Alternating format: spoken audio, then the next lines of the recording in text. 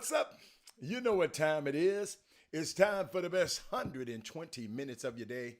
The Chop Shop, the nation's #1 urban sports talk show, and also your midday sports happy hour. Yours truly, Robert Hatter, alongside Jim Hicks, coming to you live from Houston, Texas. But we're broadcasting all over the world via Facebook Live and YouTube Live. And it's our Thursday. We call it Baby Friday.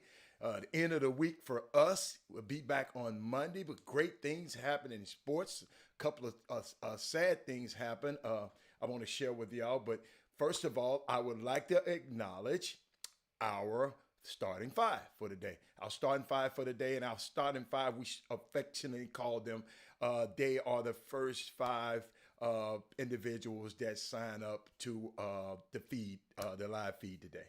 So here we go.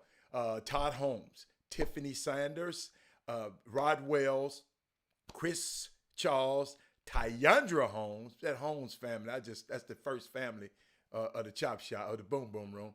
You know, my sixth person of the day is none other than Kim Jackson. What's up, Kim? Kim, did you get your shirt? Sonya, did you get your stuff? Did y'all ain't called and told me y'all ain't sent a picture and let me know that y'all got, come on, y'all, what kind of people take a picture in your Chop Shop shirt and send it to us, send it to me, or put it on social media so I can like it and tag it. I want to see y'all in your gear. Don't be using it as sleepwear and stuff, trying to be sexy in. Take a cute picture of it and send it to me, chopshophtx@gmail.com. Okay, so how? Yeah, come on. She said I'm going to wear it this weekend. Take a picture. Kim, yours should have been there. Somebody in your mailbox, Kim. You better go to the mailbox. Angie, yeah, y'all, Kim, yours should go to your mailbox, Kim. Because I was going to bring yours to you personally, but you didn't answer me in the right time, so I let them put it in the mail. But yeah, man, I ain't seen a picture of you, Joe. Joe, you haven't sent me a picture of you. I haven't got it. I didn't get it. I check the email every day. But I'm glad to see that y'all.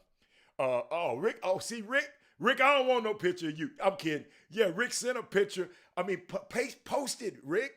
Or y'all post it on Facebook or post it somewhere so we can see it and tag us so we can see it and like it. I just want to see you. I just want to see y'all. What's up, Anissa? Let me tell y'all something. I want to start it off today, y'all. I want all of us, because I know how, we got Trey Phillips and all of these guys that are heavy into the young lady in the women's basketball. I saw where Baylor's women basketball. Hold on, stop. Wendy Johnson, hey, sweetie, I'm glad to see you back. I heard you were sick, a little under the weather.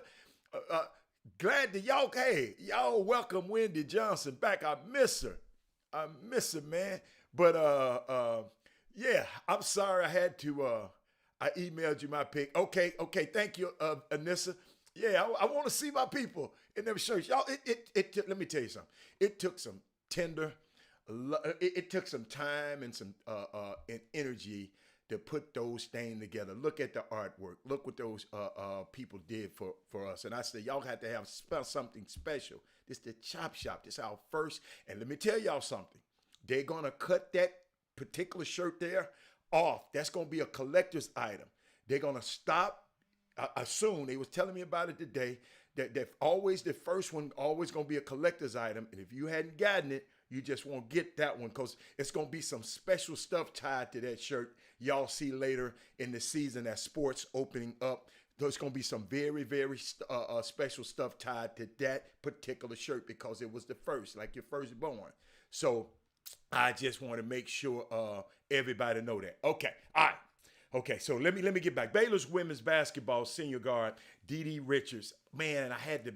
I've been in the same room with her when I went up there to visit with the Cryer family when LJ went to Baylor. I saw her, and I got a chance to see her, and I think what her name, T. Cooper, Dwight Howard's girlfriend. That was last year sometime. But Dee Richards and Moon Yersing were injured in a collision in practice on Saturday. The school said Richard is one of the country's top defensive players. Is out indefinitely with no specific time to return to basketball activities. Yursing is in concussion protocol. And then he just talked about Richard suffering. And doctors, I don't know this one. This is a big one for me. She was suffering from a spinal cord injury without radiographic abnormality, which causes temporary impairment. Whatever the hell that means, doctors. Baylor said she was treated and released from the hospital and is making progress from her injuries. Thank you. She's out of the hospital. Thank you, Trey. Let me tell you some prayers up to those young ladies. Man, see, ladies are getting stronger and faster. These ladies collided in practice, and their bodies wasn't, no matter what nobody said. I just don't. Their bodies just wasn't made for that. I'm just me. I just I got a daughter and 5 sisters. So, and I just didn't, women's bodies, as special as those bodies are. Y'all remember I always said God thought enough of women. Y'all men, we don't mean nothing. He thought he put the womb inside of her. He could have, if he God, he could have put it inside the man if he wanted to. And these are the nurturers of our next generation, or our kids.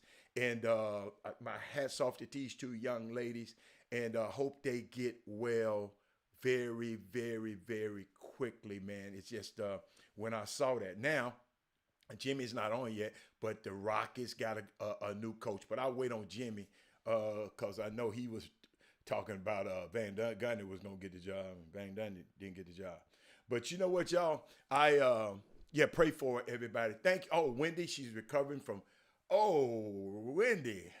Yeah, hugs and kisses to you. Hug and kisses to you, darling. Yeah, I was just thinking about something, y'all, before Jimmy get on. I was just thinking about this voting cycle yesterday, and just thinking about it, why this voting cycle is significant to me. And I just got a question to y'all, because I think Angie Holcomb, she was undecided. What is significant for you? And that's what we got to find out. What is significant? Why is this voting cycle significant to Angie Holcomb? Why is it significant to Robert Hatter? I think I've put my views out there a little bit more. One of the tools of our kit, y'all, when it comes to trying to I put it like this: effectuate system changes. Some of these things hinges on our votes. No, Angie, no, I'm trying to help you, Angie. Matter of fact, I went to one of my political science old professors and I called him because I told him that you was undecided. Okay, I said, got a person on my and at this time, and he just said, be patient. And he be patient. If you notice, I've been a little. He said, be patient. He said this process, Robert. He said you were brought up in this process. You since 18 years old, you've been in this process. Everybody haven't been part of this process. So Angie, I'm trying to help you, sweetie. And I saw, and I'm different from a lot of people. I went out and sought wise counsel. I just don't go on Facebook and listen to what these clowns say on Facebook, like a lot of guys that y'all know does. They look at, we had some guys that I don't even feel like looking up the notes. They were one guy told me, what are we supposed to believe? The news is talking about this and the news is talking about this. Turn the damn news off. You're a grown ass man. The hell you talking about? You they just saying this and they saying this and they just saying this. Man, you're a grown ass man. Turn the news off.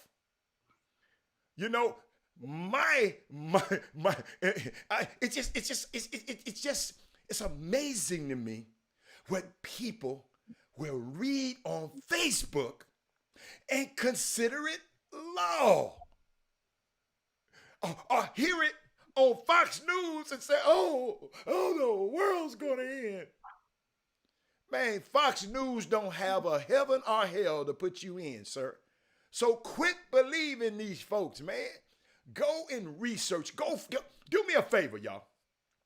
Go to some of these black organizations that been around a long time, that knows the policies, that knows these things, and learn from them. That's what the old people, the older guys used to do. They used to go and learn. The older athletes, like Jim Brown and stuff, they went and got versed and got educated about the political process before they brought their butt on TV running their mouth. You follow me? So, no, I just want us, man, for real. I really, really just, y'all are smart and brilliant and everything else. I see your comments on the show. Believe you me, I go back and watch I go back and listen and watch all of y'all comments. Y'all brilliant. Y'all brilliant. Hey, y'all. Notice not one time did I mention any political party when I was on here. Okay? And for some reason, I just, dude, my plea to you, find somebody with your interests. Find somebody that interests line up with y'all. Find someone that's my great. I got more, but Jimmy done came on. But I'm gonna give us. I got a civics lesson before this. I got to give it to you before Monday. You know what I might do? I might just videotape it one day, and I'm gonna just post it for you. You know, so y'all can go back and listen over. It won't be live, but I'm gonna go, and that's what I'm gonna do. I'm gonna sow this into the community. It's just some stuff been on my heart, and these my words. So Jimmy can't say I got these Robert Hatter's words right here. So if somebody else go and use them, y'all come back and say them Robert Hatter words. So but we got a new coach in town. You know, we got everybody thought, some people thought it was going to be Jeff Van Gundy. It wasn't. It was a dark horse candidate to me. And I just want to know, what y'all think about it. What do y'all think about Mr. Young Steven Silas? I had the advantage a long time ago. I was doing some work with Baron Davis. He played for the Charlotte Hornets. Mr. Silas was a younger guy then. That was a long time ago, y'all. I'm down in Charlotte, and he was a young assistant coach on the team, and now he's been elected as been hired as the Rockets. What y'all think about it? Oh, Tiffany, yes, Tiffany. Yeah, when he come, hey, Tiffany, let me tell you something. You gonna learn.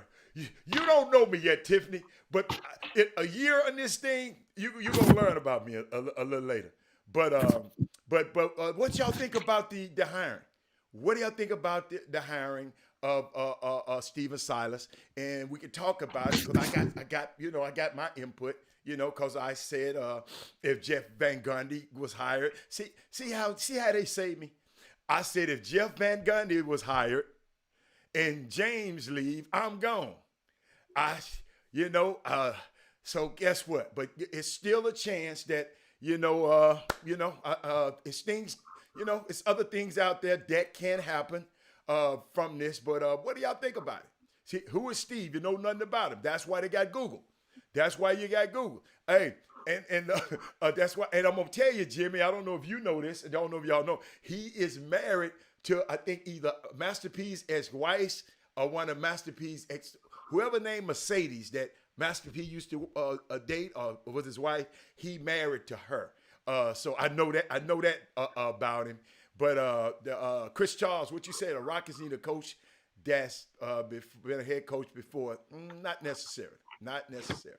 Not necessarily. I just don't believe that. She said I would support everything black. I support him. I support him. I support him. But I'm just asking your opinion. What do you think about him? Do anybody know of him? But the thing that I got, let me give you my take. Let me give you my take. Okay. He coached for the Dallas Mavericks this past weekend. Okay. He's been touted as a what they said, he got the offensive sets. What somebody was saying, he got this, he got this, he got this. Right. Dallas Mavericks last year was the most efficient offensive basketball team, efficient-wise, in NBA history. Okay. But they got their butt beat by the Clippers, right? Okay? Check this out. They got beat by the Clippers, sent home by the Clippers, out the bubble by the Clippers. But the Clippers, Doc Rivers, that head coach, get fired, but he get a job immediately. His assistant, head lead assistant, Tyrone Lue, gets a job at the same Clippers. Somebody got to explain that one to me. I got to get on the couch about that one. And then the other guy who's an integral part of that, he don't even get an interview with the Rockets. Okay? He don't get Sam Cassell. Yes, a friend of mine. Yes, a friend of the show. Yes. He don't get an interview with the Houston Rockets. And you take a guy that team beat and sent home. You took a guy off of that staff who also might be the most efficient offensive team in the league, but the worst defensive team in the league. But you took a guy off that staff and made him a first-time head coach. And I looked at what he's getting. He is a bargain for Timo Fertitta. I don't care. I don't know if y'all was aware with this. If you ever noticed, the coaches' salary never count against what the salary cap. So the coaches, they don't have no cap to pay the coaches. That coaches' money come out of something else. That comes out of the owner's pocket. So Doc Rivers, if you had to try to hire him, a lot of money. Tyrone Lue, you already know, a lot of money. But I think they could have got Sam. Matter of fact, I know they could have got Sam because he wants to coach the Houston Rockets so bad. He gave me a whole rundown of the team. I mean, everybody on the team, he gave me an analysis off the cuff. I just asked him, well, tell me what you know about the Houston Rockets. That man said, bam, bam, bam, bam, bam, bam, bam, bam, bam, bam, bam, bam. I said, wow. But this guy don't. Let me tell you something. And just in case you didn't know, Stephen Silas is a soft-spoken, quiet man. I've never seen him raise his voice. I don't know how he's going to be at the head coaching capacity. I remember one time he was a head coach. Steve Clifford, the head coach at the Michael Jordan's Hornets, Michael Jordan's Charlotte Hornets. He was assistant coach there, and Steve Clifford got sick, and he took over as head coach there. So that's the only, so I don't know. I mean, what y'all think? Jimmy, what you got? What you got, Von? I mean, the Rockets got a black head coach. I mean, that's a good consolation in regards to. What year phone? That's one. What year phone? Now we're doing an experiment on the echo and thing first. No, I want him in there. That's what I'm saying. But do you hear echo right now? Jimmy, follow instructions, man. That's all I ask. But keep on. I ain't never followed instructions. That's just one of the things. They got choices and consequences. I ain't good at following instructions. I ain't gonna lie to you. I ain't good at all at following instructions. Okay. I'm a career non-instruction follower. Okay. All right. Career. That just it is. Okay. And guess what? I can afford that lifestyle. Okay. It comes with consequences. Okay. And it comes with you lose money. Okay. Ain't nobody talking about your lifestyle, man. Let's talk about the coach. Let's talk about the coach. Be there 1. So that's how I am on purpose. Now, when regarding to the Rockets, they have a black head coach, and that's as a consolation. And one thing that you do know is that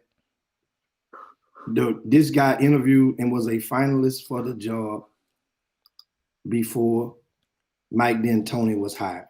So obviously the owner or upper management or somebody or collection of people really liked this young guy's brain.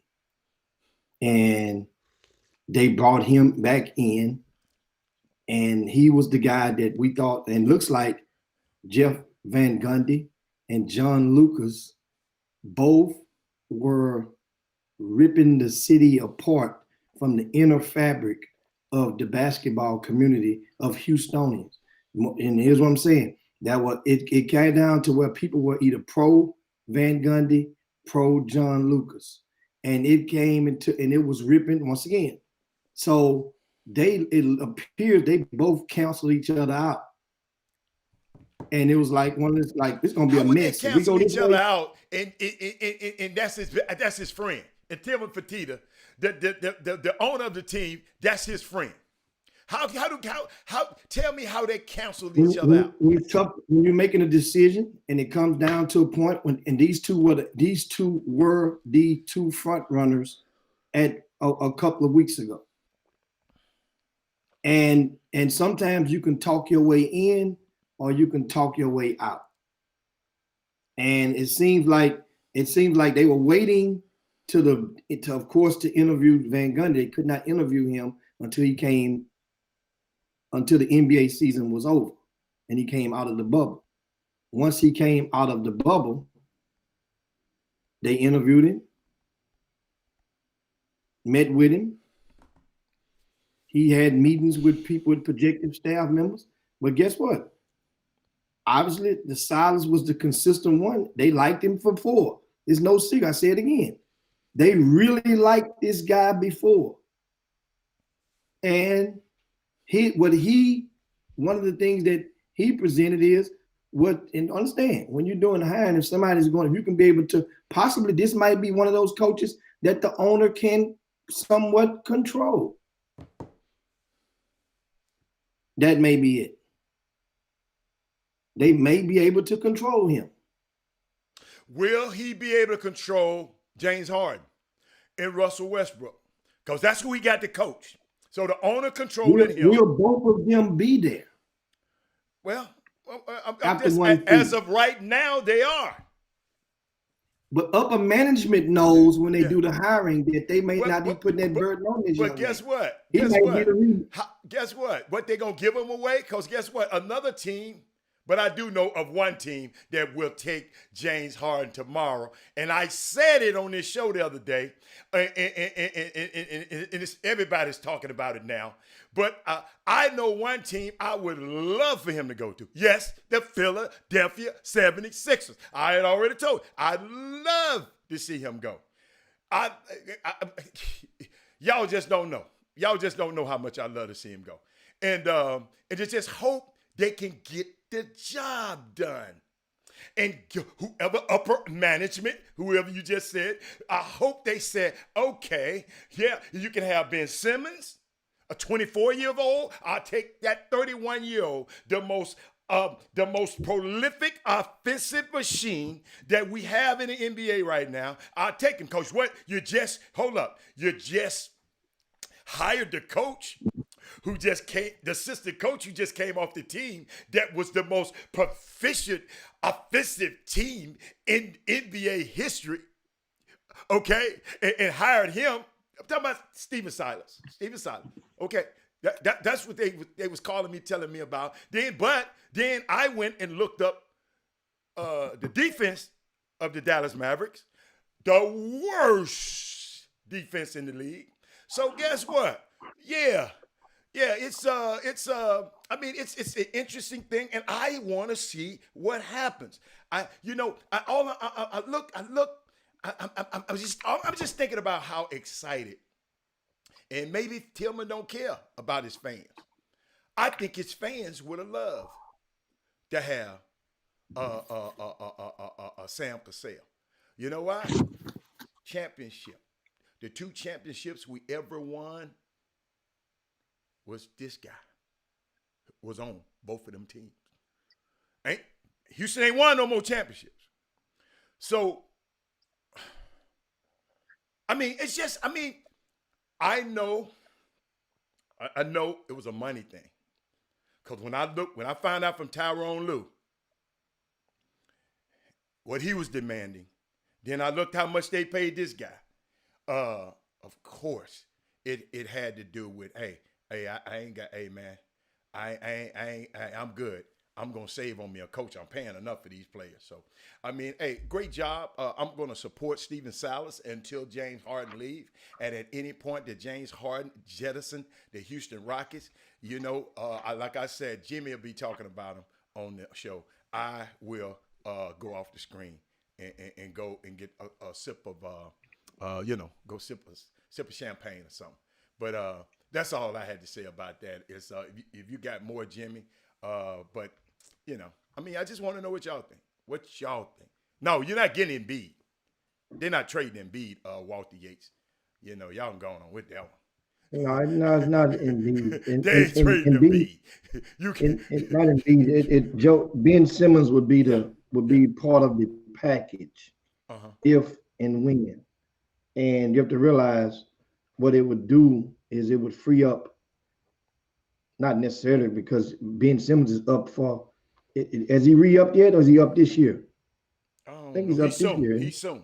No, he's soon. Got to be this third. This year 3. This year 3. No, but Jimmy, he signed. Remember, it took 2 years in before he made Rookie of the Year, and that was because he had a red shirt. I ain't looked at it. He ain't my client. I ain't looked at it. So it's time for him to re-up. So basically, you know, I thought he signed an extension though. I think he signed an extension. I think maybe, but I think he so did. if you're getting him, it would be some type of sign and trade. It would be some type of cap move. They would fix the numbers to make it work. But at the same time, now you know what, Jimmy? I just want to add this. I love how y'all have a disdain for James Harden, but to the GMs and the coaches that I talked to on the phone over the last 2 or 3 days, them people in the NBA sure think a lot more of him than y'all do. And I just sit there and listen, and I said, wow. So the experts at this thing, that's why fans, I understand y'all being fans, I understand. But they seem to think a lot more than that guy than y'all do. And one coach told me, said, Rob, check this out. You know what I do? And I'm going to tell this. I hope the Houston Rockets watch. You know what I do? I bring a guy like Patrick Beverly back to the Rockets. I said, why? We need that. We need that tough. They ain't got nobody on the team like that. Okay? They already don't have a rim protector, so let them have a mad fool out there. Then he explained to me something about, he said, think about this, Rob. How hard it is to coach these guys. Y'all listen to me. Yes, he did have a check this out, Shannon Holm. Coach said, check this out, Rob. Patrick Beverly is the 7th best player on the Clippers team. And he makes $13 million a year. This is a coach. I ain't care about what you say and nobody else said. This a NBA coach told me this today. He said, how in the hell can you tell him something? He said, the Houston Rockets, Chris Paul did away with the shoot around. Wasn't James Harden. Chris Paul lobbied to do away with the shoot around at the Houston Rockets. Guess who was there every day at shoot around time when the games, at shoot around time on the day of the game? Ask John Lucas. We'll ask him when he come on the show next week. James Harden was there every single day at shoot around. Every other players didn't have to go. And this the kind of player. But the coach said, Robert, I would bring Patrick Beverly in. I would put James Harden at the 3. And I said, why? He said, Robert, he can defend them. He said, Robert, guess what? Can't nobody guard him out there. He said, why put him where he got to beat 5 people when he ain't got to beat but 1 or 2 down here? He said, Robert, he said, James would punish them guys down there and save his legs.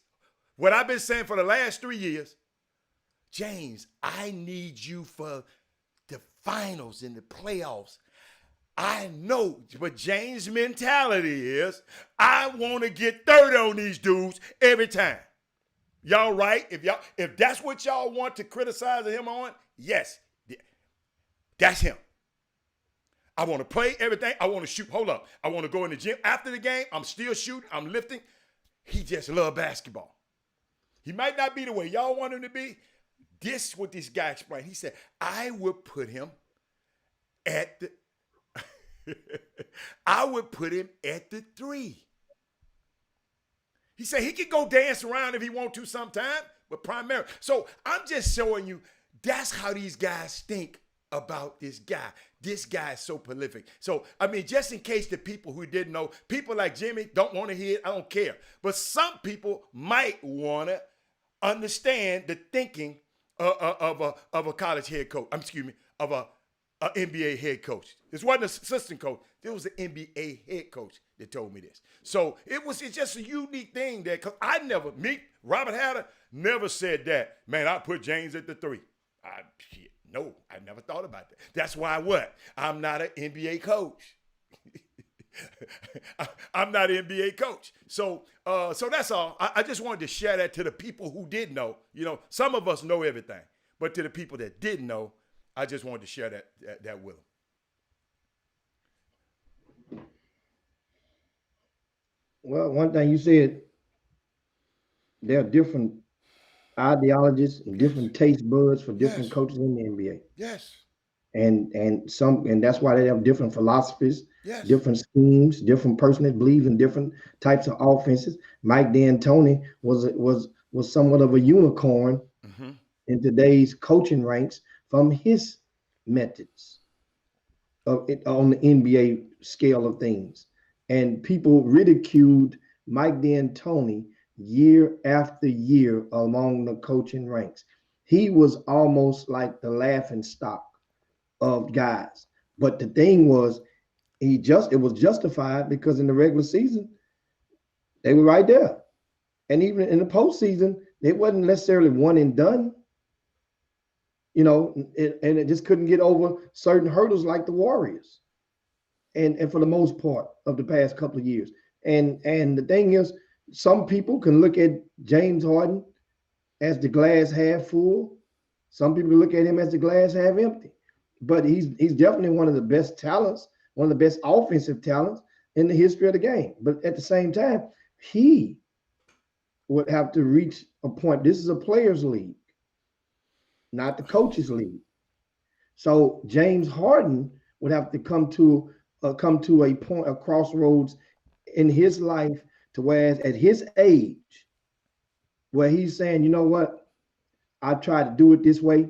I've tried playing 45 minutes. I tried not wanting to come out.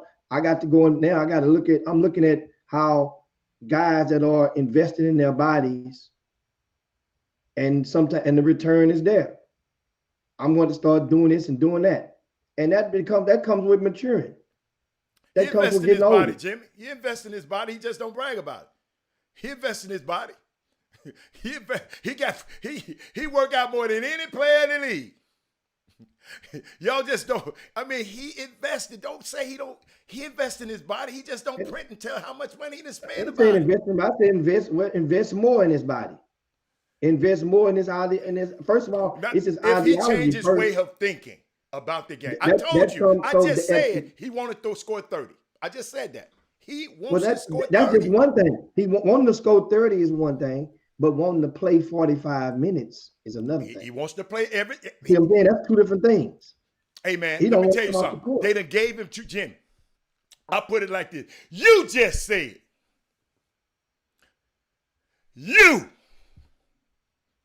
my lifestyle, and I ain't I ain't following no instructions.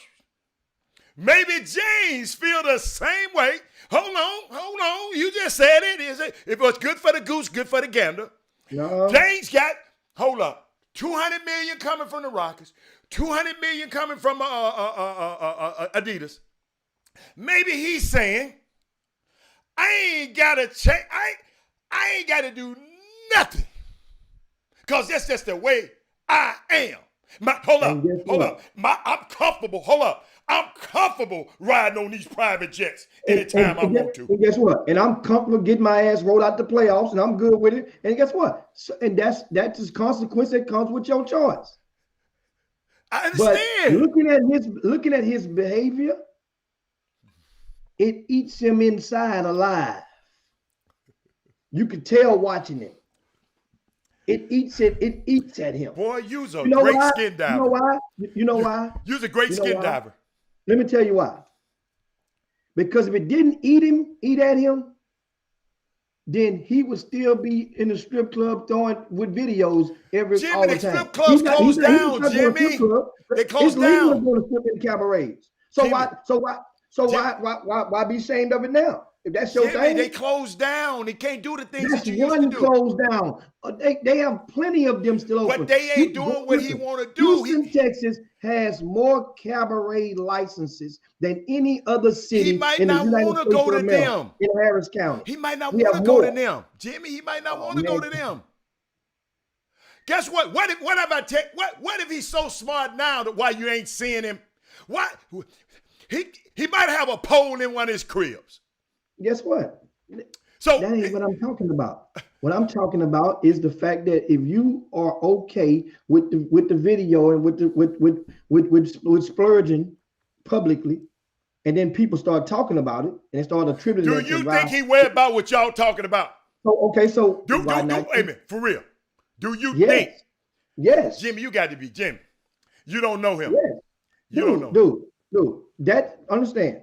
A lot of people, that's like people that say, well, man, I remember back a couple of years ago when Kevin Durant was with the Golden State Warriors. And I think Skip Bayless was still on ESPN at the time. And he was going in and was an because he worked in Oklahoma, from Oklahoma City. Just one part of his career way back in the trap. And so he was going in and had been riding KD like a mule. And then KD at first saying, man, I'm not listening to that. I don't worry about nothing them guys say. That guy ain't never played the way he play it and all that right there. The next thing you know, Skip kept riding it.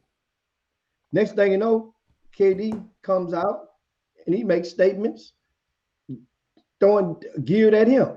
So if it didn't worry you, who have James Harden did that to? We're talking about James Harden here. James Harden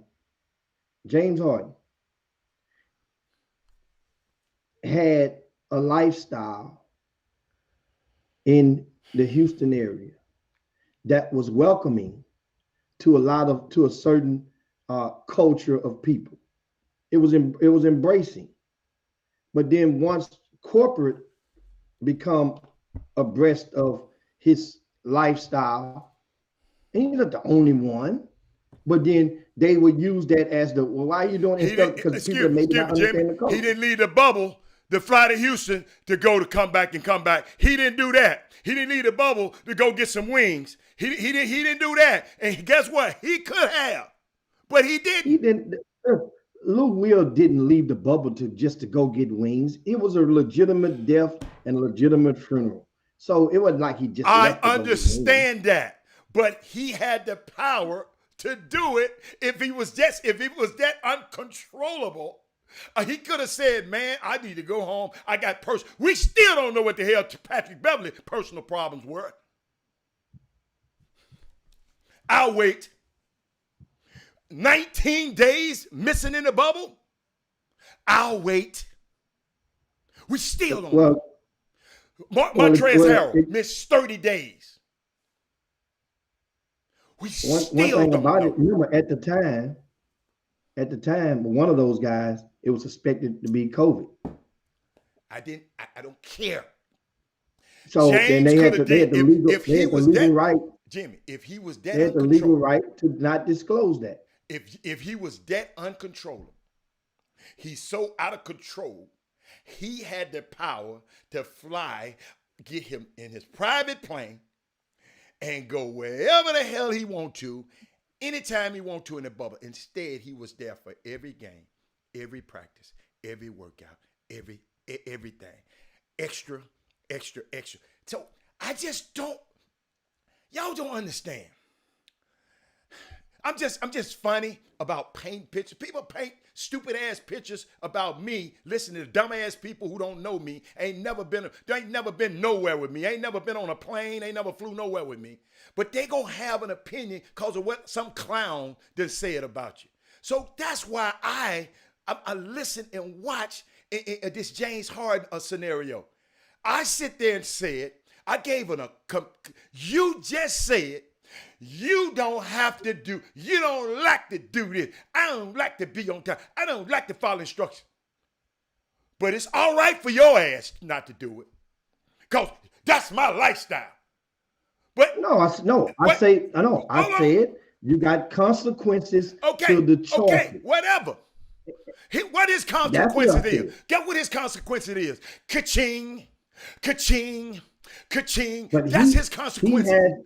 Understand, he has a financial obligation. He's an employee.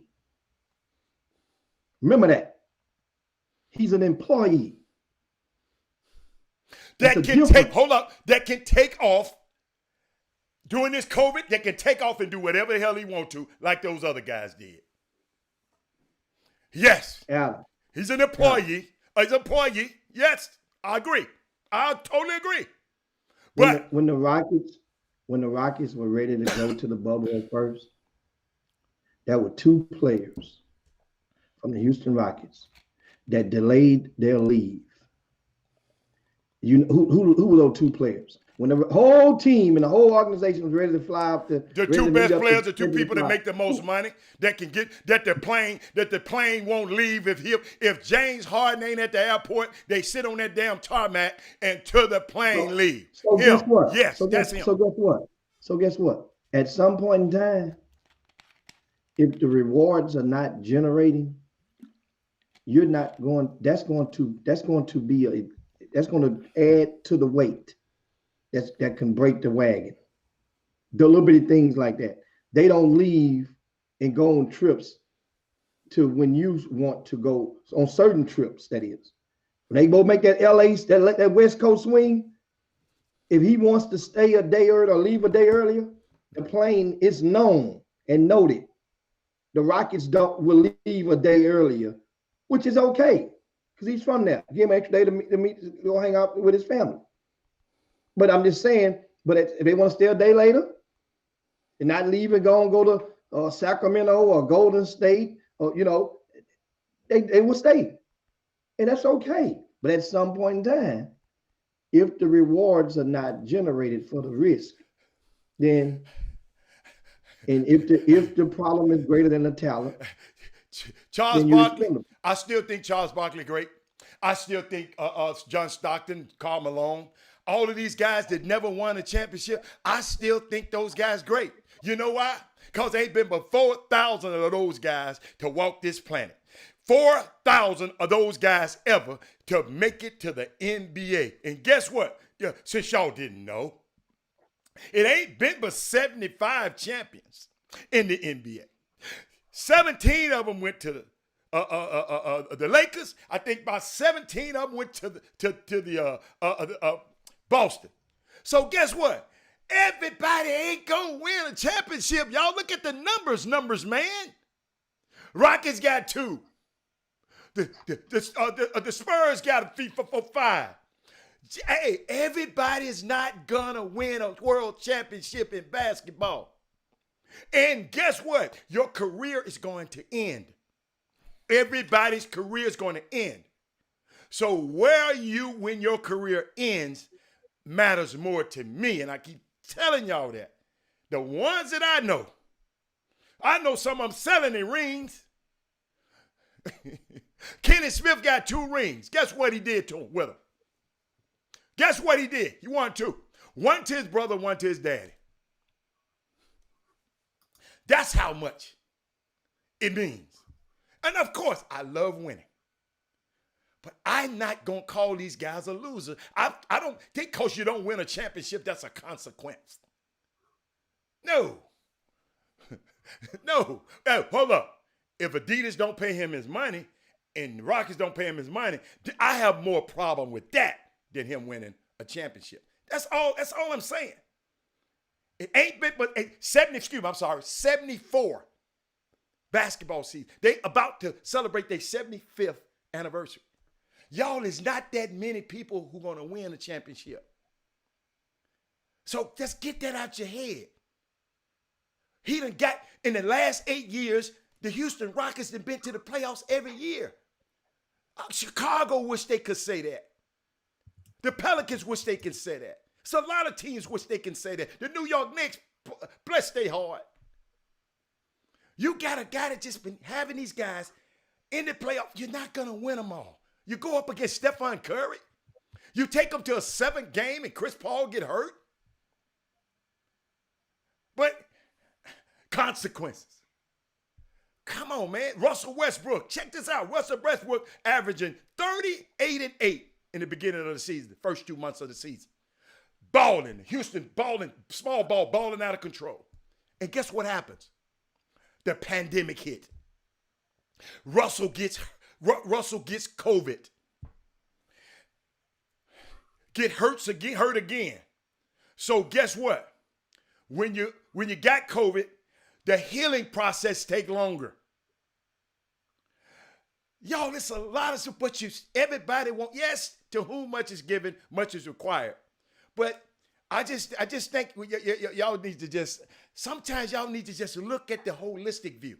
I just look at the whole thing. I just look different. You're right, I got a world view. That's right. I'm a giraffe. I'm looking from up there. You're right. My bad. You're right. We can take a break, Jimmy. We done went too far. Yeah, we ain't, man, we got it. We're going to take a break, y'all. We'll be back in a minute. Chop, chop.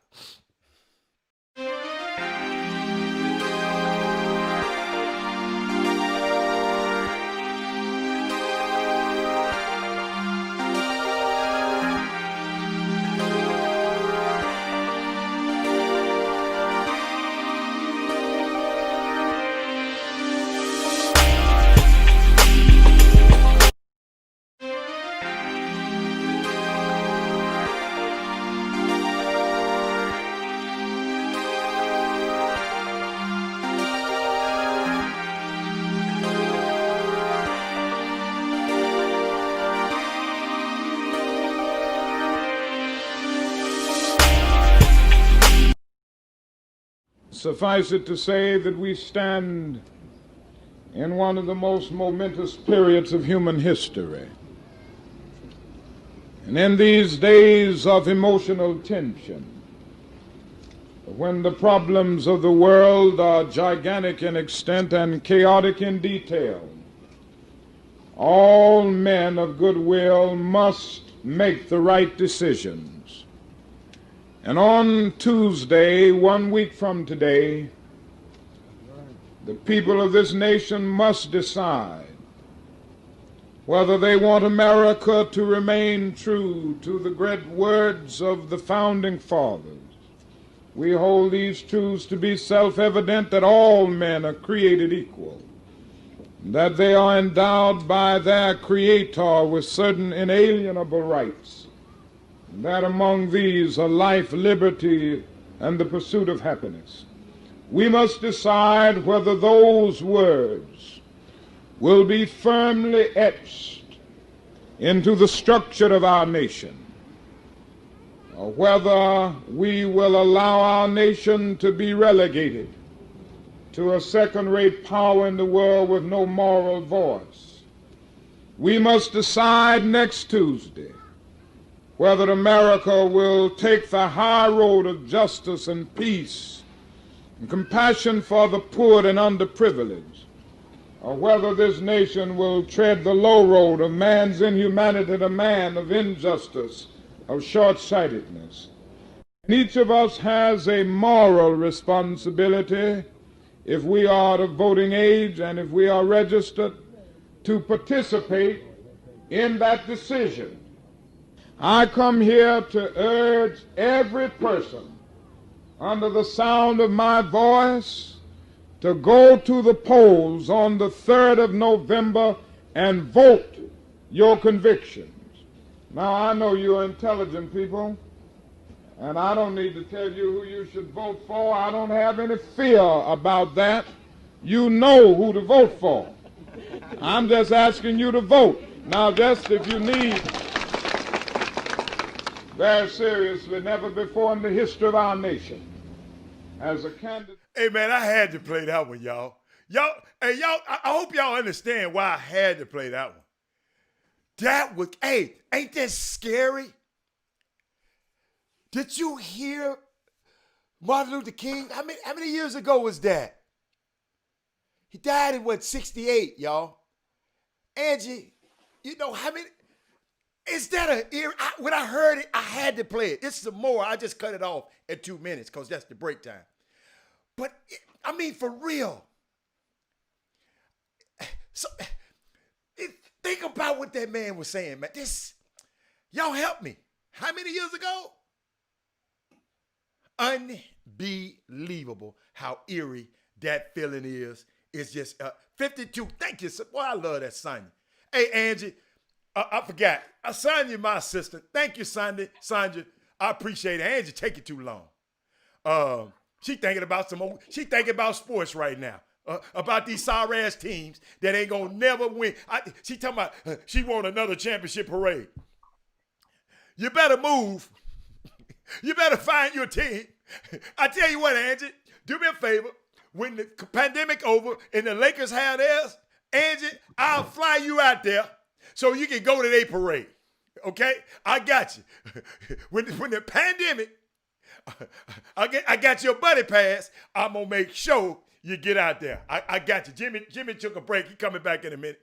Yeah, but just think about that Carrie Holmes. I mean, I sit there and was looking at that last night. I said, I got to share this. This is, he said, this next Tuesday. It seemed like he was talking to us right now. He said morality is on the ballot. Unbelievable. Yeah, I got a buddy pass, man. I got a buddy pass. Angie be trying to go first class on me, Sonya. So that's why I had to tell her buddy pass. She be talking about, I want first class. So with your buddy pass, they might upgrade you to first class. But that's all, man. But when we were away from the break, I want to share with y'all. I'm gonna play them later in the show. I saw 2 videos of 2 young men that I haven't heard of. Didn't nobody send me these videos, y'all. I'm just searching, and I found these myself, and I'm going to give the people who put it on there. I saw, and I'm going to play a video of these young men that caught my eye. This video caught my eye. And guess why it caught my eye? They didn't have all that crazy-ass music on it. Because I can't play nobody's music on this air. Every music you hear played on this air is copyrighted. I got permission to play that music. We can't, they'll flag us on the show. Facebook will just cut us off. Have y'all ever seen sometimes when the Facebook feed just take you off? That's because I done played something, like I played some from TNT. I'll never play anything that's on TNT. They gonna immediately shut the feed down. So, and I got to be a little bit more conscious of that. But I just be trying to entertain y'all during the break, just find some interesting things. So, so y'all just won't be over there twiddling your thumb. Okay, we got Jimmy back now. Jimmy's back now. So, all right, let me see. He in the building. Okay, yeah. So now you went up. Yeah, you perfect. You perfect now. So Jimmy, where we gonna go from here? Where we gonna go, Jimmy? Cause let me know when we get to talk about high school. Cause Jimmy, don't we have a guest showing up that you didn't let me know about? But he texted me and I didn't have his number, and it was so funny. I said, "Who is this?" So, but we have a special guest coming up at 1:30. So. If we get to talking about high school basketball, Jim, I got 2 highlights of 2 young men I just want to share with everybody. These guys here, I've never met them, but I want y'all to let them know. Huh? I'm sorry. You just reminded me Okay. of and yeah, we got a guest coming, so that means we Yeah. will have to Yeah. we'll get our picks in at the end of the guest. He Yeah. gonna Yeah. we let the guest be sit there and Help you experience get your it. ass tore off. Yeah. Help you get beat again. Yes. Well, Yeah. I mean, there's no pressure I, on me to win football picks that's right. at You all. don't care. Hey, well, do me a Zero favor. pressure at all. Do me a favor and send it to me. Send me the pics because you hadn't sent them to me yet. That Yeah, send them to me. Yeah, that I had to Take a go picture and send them to me. and pull it up. Okay. But there's zero pressure to me win football pick. Okay. And you guys can tell at all. That's all right. So Yeah. we try to do it at the same time and just keep going through and keep But pushing long through the time skill ago it was. mathematically. You tend to lose your fizzle. It'll fizzle out a little bit. I always like to win. No, I like winning, but at the same time, if I lose too much, then I'm not going to play. This is how I am. Okay. All right. So okay. if I got about 2 well, more I'm weeks gonna make your off ass quit. I'm gonna make you quit then. Yeah. I'm gonna make you quit. Yes, sir. Any day of the week. I ain't gonna quit. I ain't gonna let up. I ain't letting up, baby. All Thanks for that telling good me coach that. speak, I will quit on your ass in a heartbeat. Watch Gone. This. Watch this. In a heartbeat. Ain't no get the fight to the end. Hell that. I'm gone. Now me at the same time, like I said, so you move on. In other words, you don't let yourself that type of stuff consume you and your inner being. You win some, you lose some. You can't win them all. At the same time, you, on the other hand, cannot stand the losses. Me, I can take the losses, but I'm not going to take a lot of them. It's a big difference. I can take losses. I took 5 of them in the past 7 weeks. What's the next subject? You remember that last year who was up? You was like, quit. Hold up. I ain't quit. I'm still playing. Hella, that's not your ideology. That's not your makeup. Yeah, I ain't gonna quit. So that ain't your makeup, then why should it even be a question? I ain't gonna never quit. You're right. Boy, exactly. So if that ain't understand. So by the if way, you would never quit. I'm glad you said never quit. I got good news. That don't matter. I got good news. Y'all, that's simple. Let me give a shout out to Dr. Theon. I was on the phone, had a consultation with her last night. This is gonna be my ghostwriter for my book, and I finally talked to her last night. And y'all, she messed around. We talking, and she asked me a question. Guess what the question is? Because I was telling her about why I want to write a book and whatever, and she asked me this question. She said, "Mr. Hatter, what do you think?" Because I'm talking all this generational stuff. I told her I was a generational thief. I got to be able to leave something for the next. She said, "What do you think you can leave to the next generation?" That's the question she asked.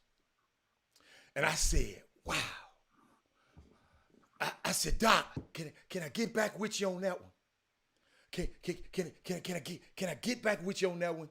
And she said, okay. So we kept talking, right? So guess what I did, y'all? This is how good she is. I had to tell y'all this story.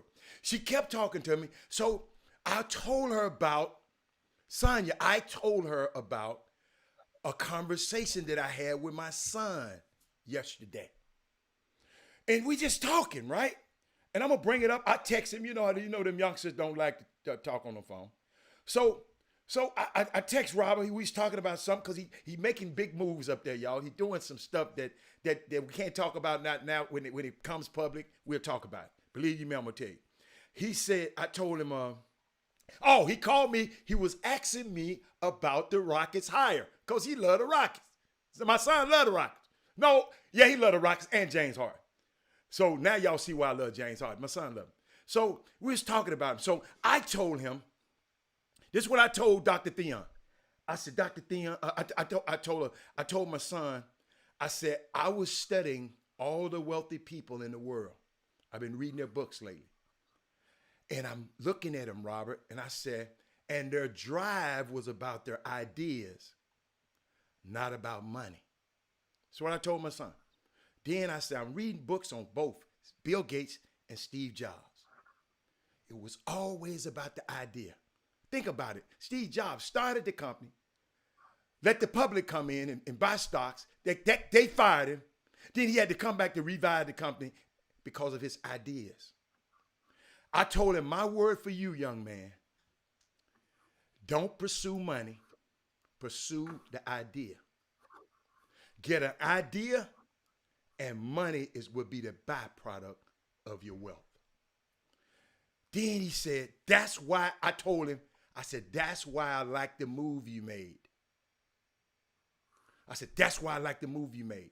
This move he making, I just mentioned to it. I said, this move is going to have you where you will not be looking for employment, but looking for deployment. He said, what you mean, Dad? I said, to be employed, young man, means someone else is benefiting from your energy. To deploy yourself means that you're using your own energy to be productive. And then you deploying other assets and other people to help you with your vision. So instead of waiting on somebody else to give you a job, create your own. It's the difference between your work and your job. Your job is what they train you to do, but your work is what you were born to do. That's what I told her. I told my son. Guess what she said? That's your reason right there, Robert. She talked that out of me. I think I didn't have nothing. She said, Robert, that's if you can leave how to do that to your next generation, man, you're way ahead of the game. So that's what y'all had. Good news yesterday. Great job, man. That's why you get professionals that help you bring this stuff out of you. And let me tell you something, Jimmy. I done put that woman off for 5 years. I done had that woman's number for 5 years. Thank you, Ricky Scott. And I hope I did that for a reason. I want y'all to get that too. I told my son that that's gonna be one of the bases of my book. So, but that's what I just wanted to share that good news with you, America. Cause guess what? It's on and popping now. They got me to moving. So that's that. So what else we got, Jimmy? What else you got? We got. Don't forget, guys. We're creeping up on the top of the hour. We at the top of the hour and half past. We're going to be joined by our state assistant coach, Danielle Robinson. So Danielle Robinson is going to join us half past the hour. Remember, he spearheaded, made national headlines earlier this week after helping to start an alliance between the Black assistant coaches in the Big 12. And it's called the Black Assistant Coaches Alliance. So Danielle used to be the assistant coach at University of Houston. Many of you guys know him from those days, from his days there under two different coaches. And he will come and share his thoughts about this particular alliance and what is the motive and the objective behind it. So that should be a great conversation. Get your questions ready, because also he will handle some of your recruiting questions, and we're going to pick his mind and get his understanding as to how certain coaches, like from his staff, are dealing with the recruiting hurdles as a result of the pandemic. Remember, coaches can't come out and watch any games. They can't come out and watch any practices. They can't come out and conduct any home visits. They cannot welcome any players on campus and host them for official visits. Or if you come on the campus on your own dime, that's a de facto unofficial. But even then, so the head coach, any of the coaches, they are prohibited from hosting you during that stay. this should be a good conversation. Very good about the, because I'm really, as I said before, I'm concerned about the high school recruiting of the class of 2021 and 2022. I'm really concerned because it's going to take about 2 years for this thing to soak in and to get over that hump. Because guess what? It's kind of like when the NBA inserted a couple of new provisionary rules when in the bubble, and as they entered the bubble this season, the conclusion of the regular season. Well, guess what? We thought some of that stuff they're going to keep doing. We thought it just like, so some of the stuff that the NCAA are inserting right now, who's to say they may not keep doing it? It may not become the new way of recruiting. Who's to say? I mentioned one of the NBA things was the play-in games. The play-in game seemed like a fun way. We knew it was a concocted way to try to get Zion and the New Orleans Pelicans into the playoffs. We understand that. It was so transparent. Trust me. They didn't make it. Phoenix damn near made it. A team that they weren't even thinking about this thing benefiting. If they'd had one or two more games, Phoenix would have made it. You know what's so unique about what you just said something that's key. A lot of people are not going to go back to doing, even in the business world, Jimmy, I'm finding out. 20 years ago, Jimmy, when you invest, especially in the Memphis area, we invested in some commercial real estate. Big boom in commercial real estate, right? Where office buildings comes in and occupy your space. Big boom all over America, Houston, everywhere. But Jimmy, with this COVID, guess what has happened? These bosses, these CEOs, they don't have to have that office space no more. They can these people can work from home now. So this thing is gonna pivot. I hope you heard what I said. You might have went over your head. But just like you said, them coaches, because I know that's what you understand. Just them coaches, they might not do business the same. It's a lot of business in the way these businesses work in the world. Why spend all this money on office space downtown when I can get them to work remotely? So everybody gonna change. Everybody got to pivot. It's gonna be, America is not gonna be the same. It's not gonna be the same. So you better learn how to pivot with it. It's new stuff about to happen out there that people just gonna say, wow, why didn't I think of that? But it's some people thinking of it right now. So as a great coaches, guess what? Coaches are not going to be able to even recruit the same way. They're going to say, these universities are going to say, damn, we saving all this money. Damn. Exactly. We doing this. I'm just telling you, it's and coaches are being able to see and kiss their kids and wives every night and morning. Remember that. That's important to families. Right. That's important to kids. They ain't thinking Have about you ever kids. talked to the son of a coach? Can you imagine? Think about it like this. We were talking about John Lucas earlier today. Think about with some of his kids, how many days they actually woke up in the house and he was in the room. He was there when they woke up. Or he was there when they went to bed. Being the son of a coach, man, that's not no easy task. It's not. I can only imagine. It's not. So these guys, a lot of coaches is cool with this. You know why? Because a lot of coaches are feeling like a lot of assistant coaches I'm talking about, because these are the ones that are on the road, not for the most part. These are the ones that have to be on the road. The head coach come in and goes when it's time to when he needs to come and see a certain kid, or when he needs to come and do the home visit or whatnot. But the assistant coaches are out there. They're the ants. Head coach is the red ant.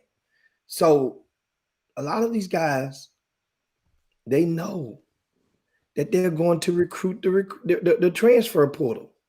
They know that. A lot of coaches know that a lot of staffs already know what seniors that they are probably going to push out the door and what seniors they want to come back next year. Because seniors, everybody get another year.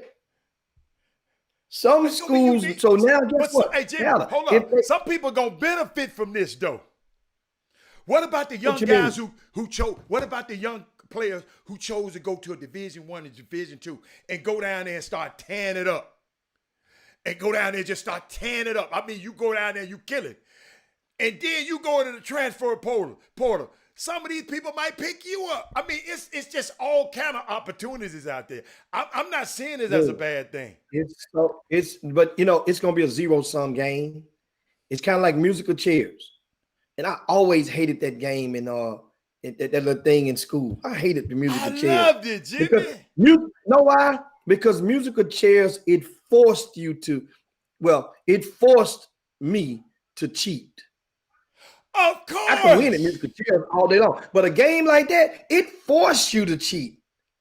Ain't no fair value because everybody else ain't going to be honest with it. So I'm going to stand and walk slow by the chair. I'm hearing the music. I'm going to walk slow by the chair. Walk fast, get to the next chair, walk slow by. I mean, so in certain situations, it's going to force that Mr. mentioned musical chairs. When the music stops, is there one person that ain't got a seat? They got to go. It's going to be like this in the transfer portal. Everybody is not going to write their own script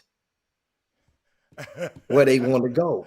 Right. And I get it because I've talked to people every other day about from both sides of the fence. Mm-hmm. Here's what a lot of families believe.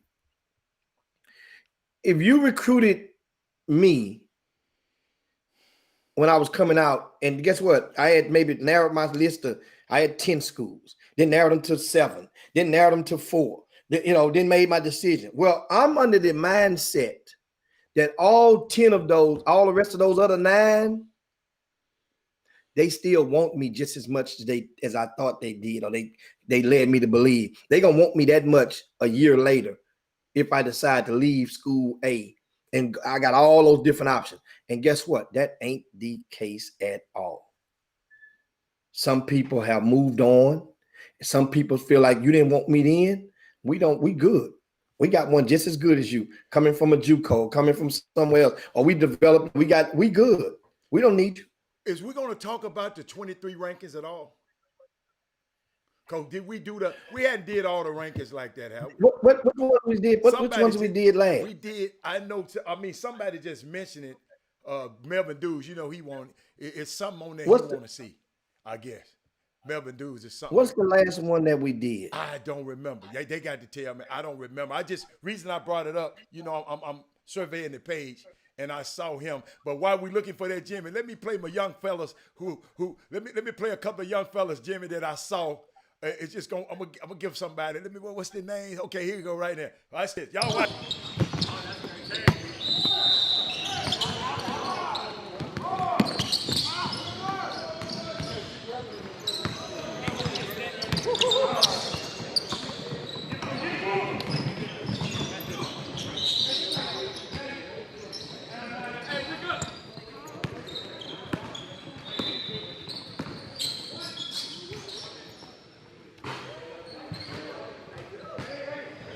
Okay, yeah, that was Trevor Passmore. I didn't know who he was, Jimmy. I never heard of him before, but his name need to be Trevor Shootmore instead of Passmore, because I like the way he shoot. So y'all tell Trevor, Robert Hatter paid him on the Chop Shop today, and Jimmy, let me get Ryan out the way. I got another one, Ryan Moore from South.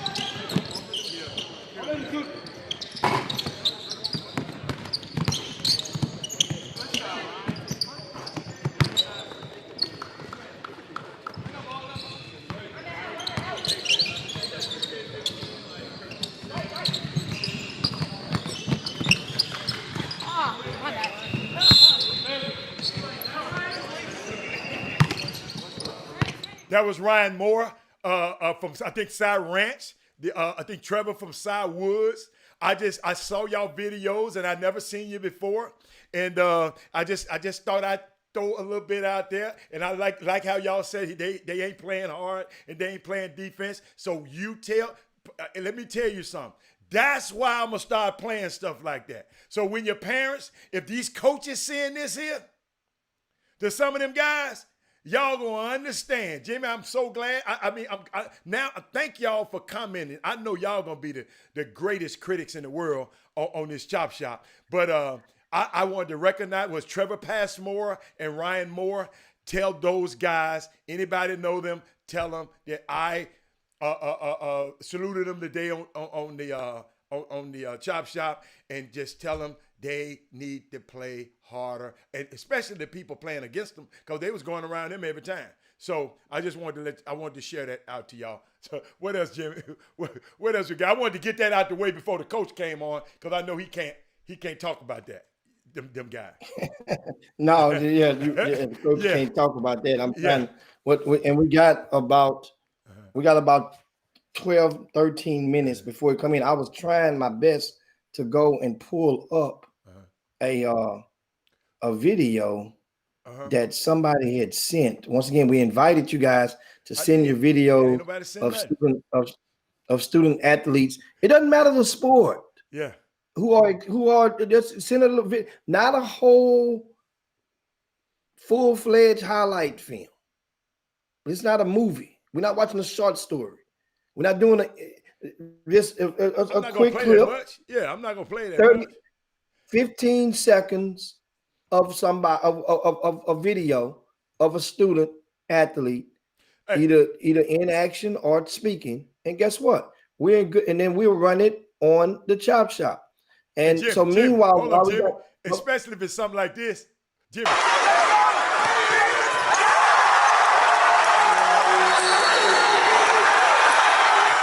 Especially if it's something like that. Now, what else you got to call? Yeah, absolutely. And what I have now up on, of course, you guys asked on yesterday, if you hadn't been paying attention for the last week, on rcsports.com, we've been posting the updated rankings. And I promise you, that's why I tell you guys, just pay attention. Okay. So, I mean, if you're paying attention, my actions would do the talking. So the actions is we've been updating all of the rankings. We updated the seniors, then the juniors. Okay.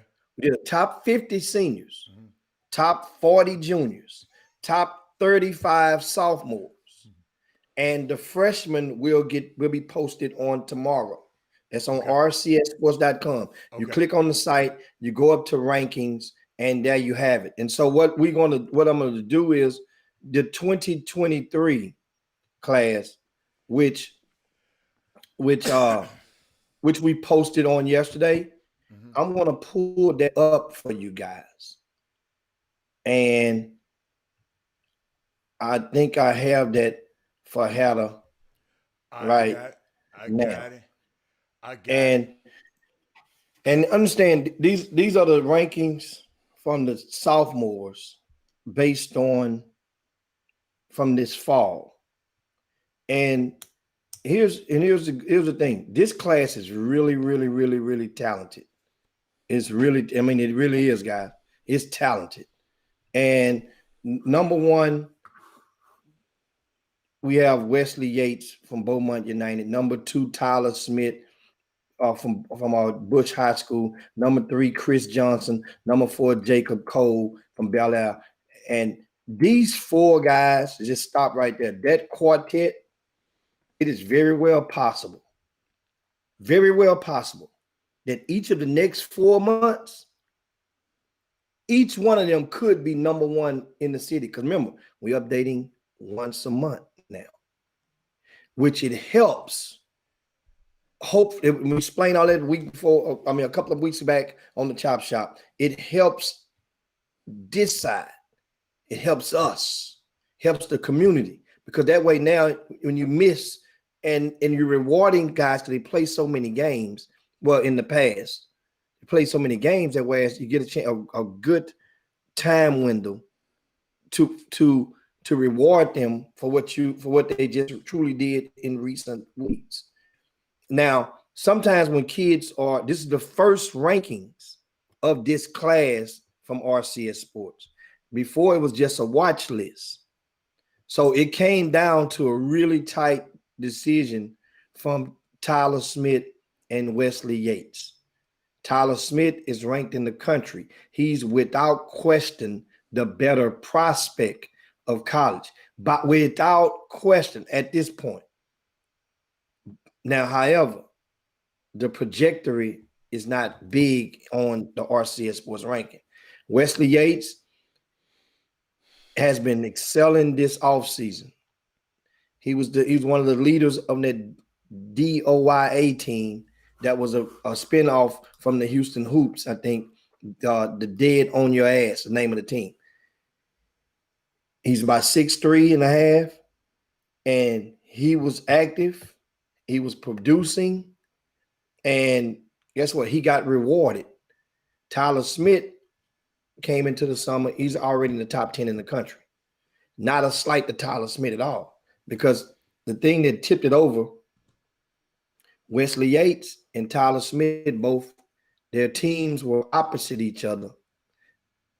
You don't expect a 6'9" to go and guard a 6'3" and vice versa. So theoretically they went head to head, and Wesley Yates had a better performance in the game opposite Tyler Smith. That doesn't make Wesley Yates better than him. No, by no means. What it did was it was used as a tiebreaker, as one of the tiebreakers. Wesley Yates also, he showed up and participated in all events that was RCS Sports flavored. You get rewarded for that. So that's the thing. It's not you other guys didn't get punished, got rewarded. Tyler Smith, they on the front row. Remember, this is a concert. All these guys got backstage passes. Wesley Yates, Tyler Smith, Chris Johnson, Jacob Cole. Now, going down, Jacob Cole from Bel Air, he's a hell of a talent.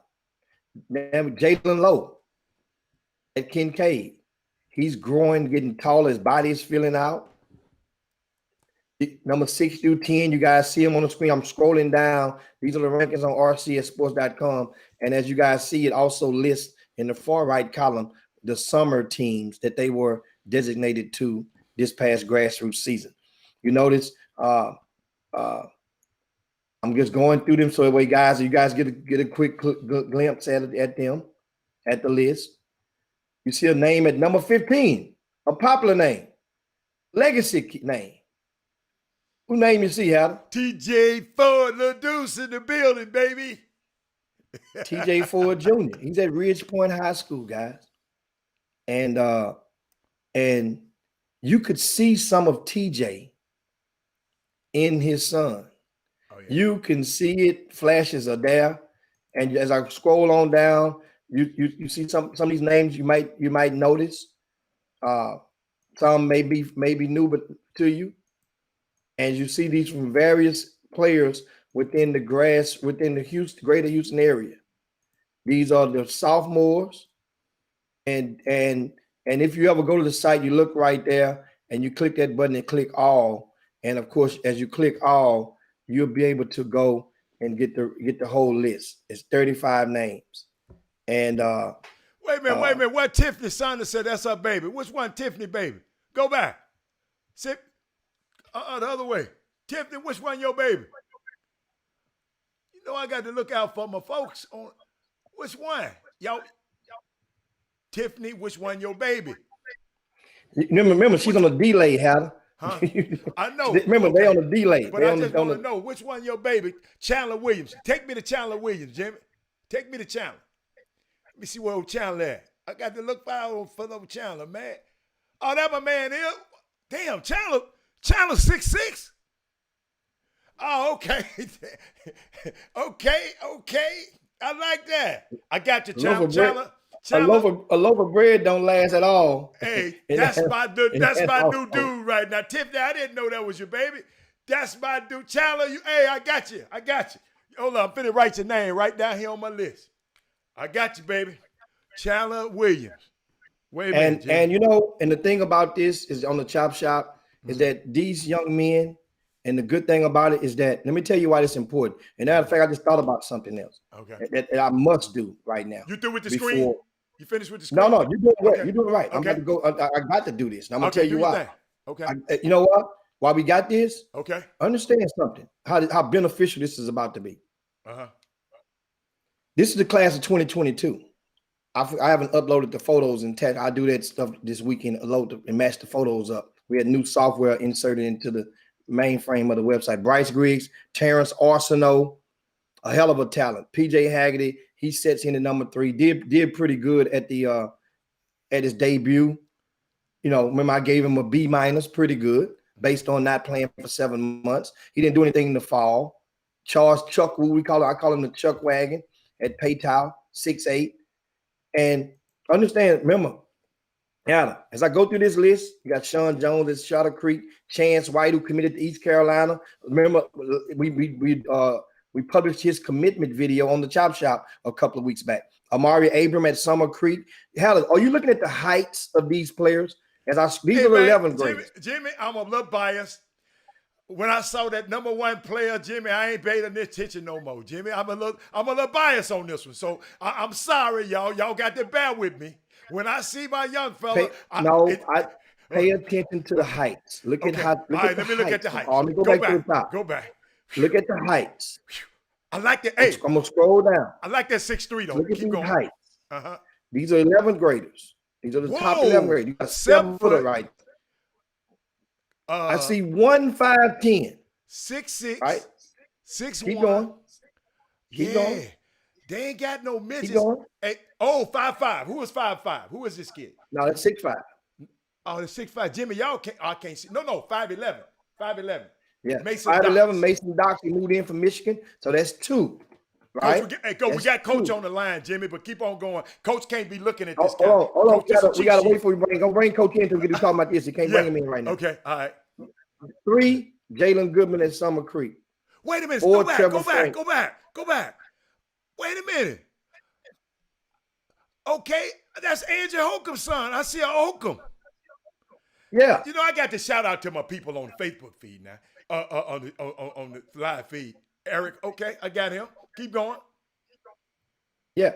Then you have Jalen Johnson from Summer Creek, and so as it shows, and Jalen Collins from Klein Forest. It's about 7 players, only 7 that's under 6 foot tall. Wow. That was the thing that my point that I was getting to is that understand, if you are under 6 feet tall, then you have to develop one thing at least that you can do extremely well and profess that one skill set. At least. That don't mean you're gonna get there. At least that you have to do extremely well within the confines of that attributes and translates to basketball. You know? Okay. Now understand, I'm talking about extremely well, like above average. Wait a minute. Hold up. Where's Jalen Arduan at? Oh, there he is. I didn't know, man. What's up, Landon? Hey, man. Hey, thank you. Man, he's 6'3", though. He over that height. Thank you, man. Landon. I'm going to look out for Jay. Hold up. I got to write Jalen's name down, too, now. I got to write my people's names down now. Don't get it. Yes, and Melvin Dews want to add, there are no players who are currently in football are included on any of our list. That's why, remember, we updating it once every month. Wow. So that way now football players, when they get off the chin strap, they don't have to wait 3 months. See that one of the benefits?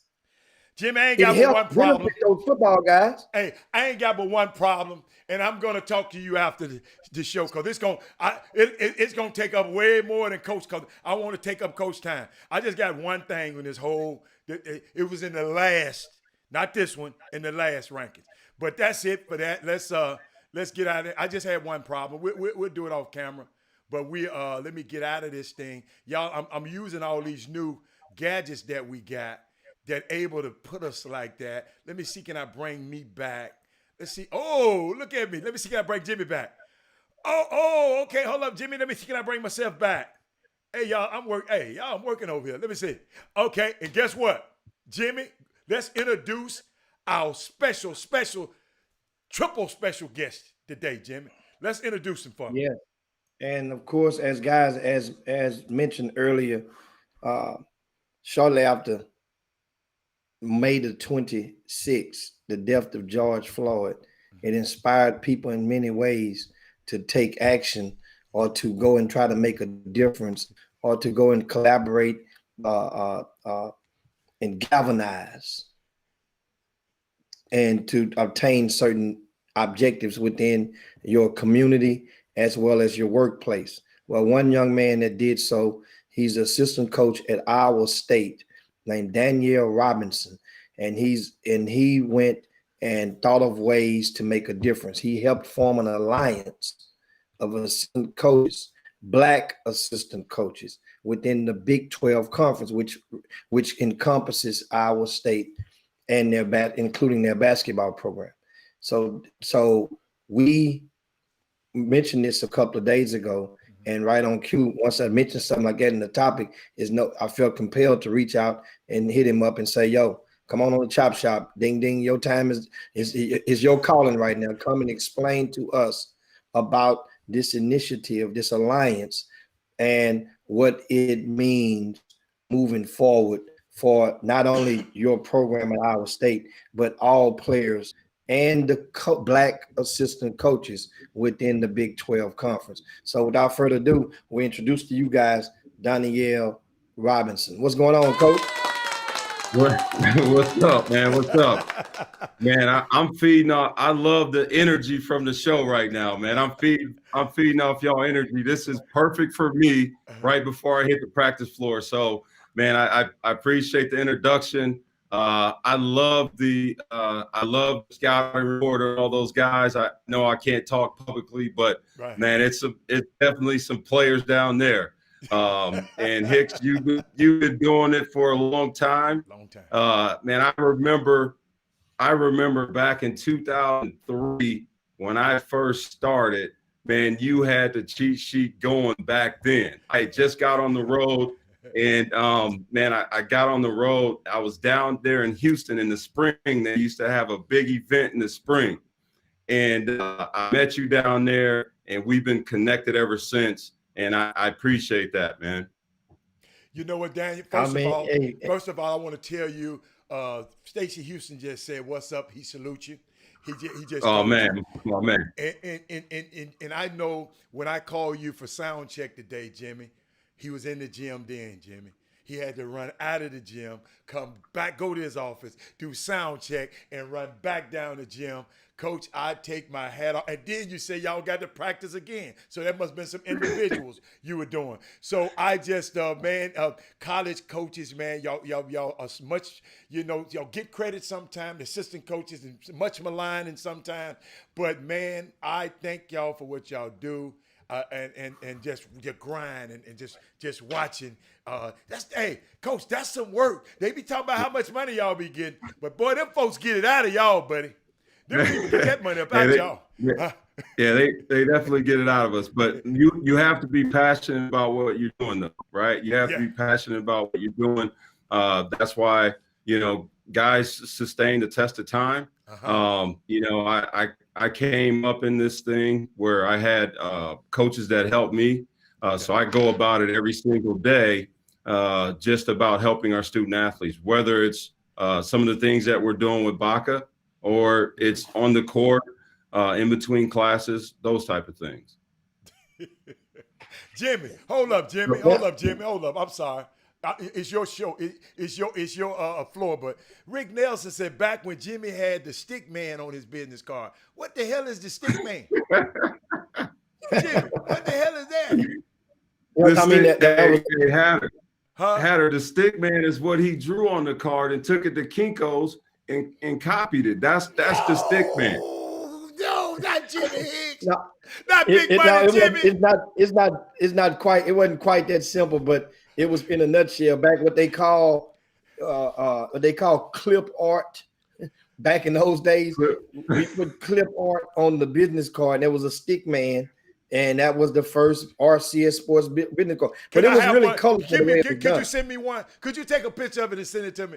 Please take a picture. I know you got one because you keep everything. Rick Nelson got one in his No, phone I somewhere. want one from you. I want one that's not wrinkled because I know you got one somewhere. No, I don't have one of them saved, but I have a copy of one somewhere easily. When Coach is talking, I might have one in my. I might have one in his desk. Old booklet. But Coach, I want to know about Baca. I want to know Okay. about it. I just want to know, man, what made you say, okay, man, I got to do something.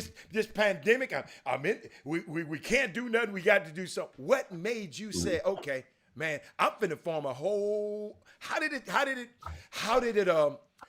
come from its embryonic stage and morph into this?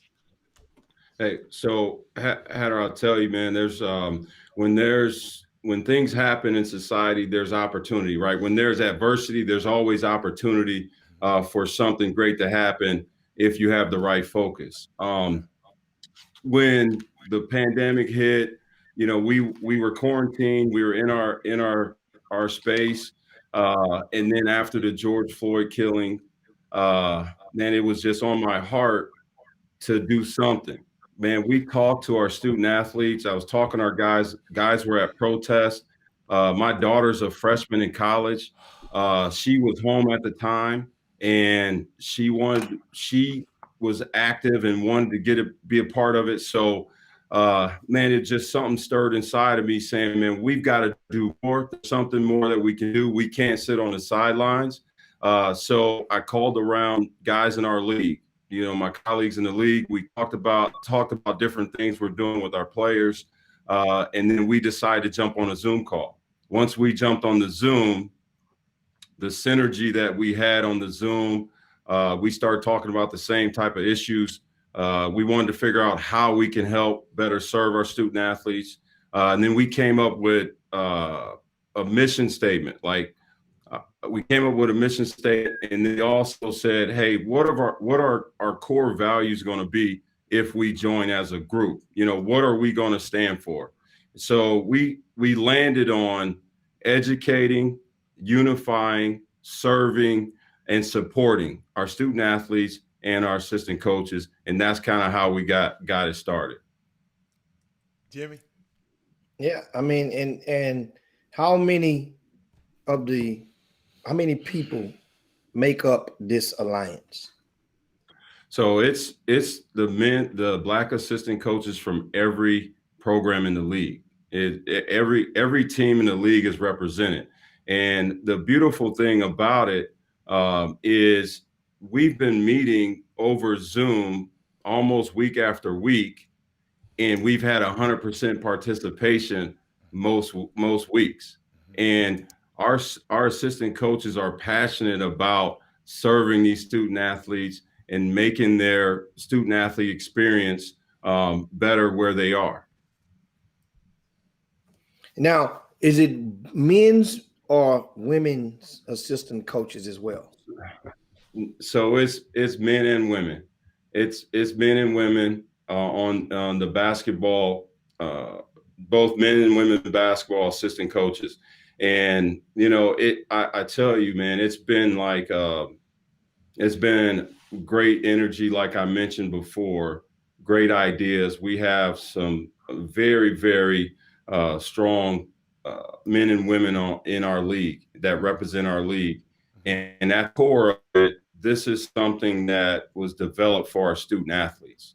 We're working in concert. We're collaborating with our prospective universities across campus, working our student athlete development on these different issues. The 4 initiatives that we came up with, engaging our student athletes, the 4 initiatives we came up with was voter registration and voter empowerment, right? So voter registration, we've got 100% of our men and women basketball teams registered to vote. And we've also provided resources for them to understand why they vote and understand what the civic responsibility is to be a part of the voter process. Okay, that's the first initiative. The second initiative was a financial literacy program. All right, we wanted to provide a program for our student athletes that would serve them well beyond their college playing years, right? And from a financial literacy piece, most of these student athletes are first generation college students. So when they get these stipend checks, when they get their Pell Grants, this is the most money that they've seen at one time. So why not start where we are and help them? We thought about five pillars to financial freedom. One was saving. All right. Two was budgeting. Three would be understanding credit. All right. The fourth one would be investing. And then the fifth one would be the importance of understanding why you have insurance. So starting here, we want to bring in a professional to speak to our guys. And it's not just a one hit session. This is something that's going on. This is a process. And we're working with our student athlete development units wherever we are, each of our campuses, to provide those resources. The third thing was a leadership academy, all right? Helping our guys understand what type of leaders they can be, how to lead themselves, starting off with leading themselves, right? I mean, these are special talent. These are talented individuals, talented in the classroom, talented on the court. Let's help them dig a little bit deeper and say, okay, what kind of leader can I be? And so taking them through a leadership process. And then the fourth thing was a partnership with our local police departments, starting with our campus police, going to our community, wherever our communities are, and open the dialogue for the conversation, right? It's well documented what goes on, what's been happening in our country with police brutality. And we wanted to start a conversation to change the narrative, to help our student athletes feel more comfortable and know what their rights are. Man, hey, you're doing some good stuff. And you're covering most of the bases early on. I like the fact, one thing that's really, really, really under-received, meaning that the ball is dropped on, is the insurance component. You know, people talk budgeting all day and save your money. Insurance. Right. Can you compound and express the thoughts and give us some details as to what goes into this insurance component? And I mean, because this can be really powerful. Yeah.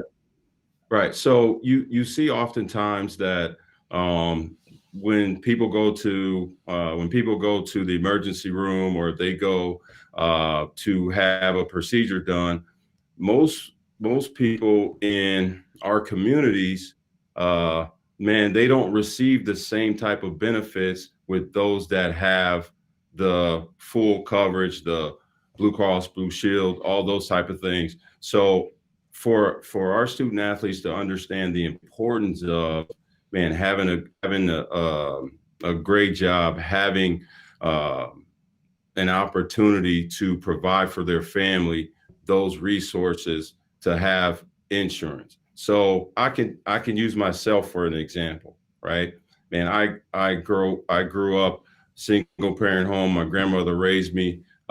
She raised me and my brother, you know, off of, man, less than $500 a month. And whatever we went to the emergency room for something, man, or if it wasn't to that extent we had to go to the emergency room, we weren't going. You know, you're going to get bandaged up, you're going to sit it out, you know. But now education goes along with all this. Now having a college degree, having a good job, man, I've got full coverage. My kids get hurt, they get ride their bike, get a cut, whatever, they could go get stitched up without an issue. I think it's an issue throughout this country. Indeed. Now, I asked you earlier, and you mentioned, yes, you guys just tuned in on Chop Shop. This is Danielle Robinson. He's assistant men's basketball coach at Iowa State, and helped form an alliance of Black assistant coaches within the Big 12. Now, you mentioned earlier that it's including women's basketball coaches and men, but does it stop with just those two sports? Is the plan to expand with all Black assistants within the Big 12, or is basketball just right now the focus point? Right. So starting off, we wanted to get a great handle on it and start with men's and women's basketball. And, we set forth these initiatives. Our hope is definitely to grow in the future. So, this first year as a pilot program, we want to make sure we execute our initiatives. We're serving our student athletes the way that we set out to, and always exploring the opportunity to make this thing grow.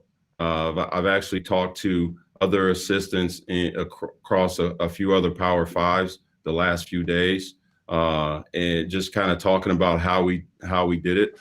And the thing is, Hicks, is with us being aligned with the Big 12, we have all the resources that the Big 12 provides. This is not an individual. This is not a separate entity. Like, we're aligned with the Big 12. The Big 12 had a unity campaign going on. We are in alignment with our league, and we have the full support of our league. So there was a governance process that we had to go through that kind of took us a little bit longer to be approved. But I think in the long run, in the scope of things, we have the opportunity to impact change on a higher level, and also help our student athletes see that this can be done by people that look like them. Wow, that's unbelievable, Daniel. Hey, Hatter, I know we're talking about Baca, but I'd be remiss if I didn't give a shout out to my guy Drew Parker, who is down in the Houston area, who is he's a Cyclone through and through. Great. Oh, he's the biggest advocate for Cyclone Nation. I wanted to give a shout out to my guy Drew Parker, and hopefully we'll get a chance to see him this season when we travel on the road. I wanted to make sure I said what's up to my guy Drew. Coach, let's pivot a second, and I want to just share with you. I just want to talk to you. Because I haven't asked you this question. We asked most of the coaches. What has been your experience about since COVID in your recruiting process to a Big 12? Big 12 school.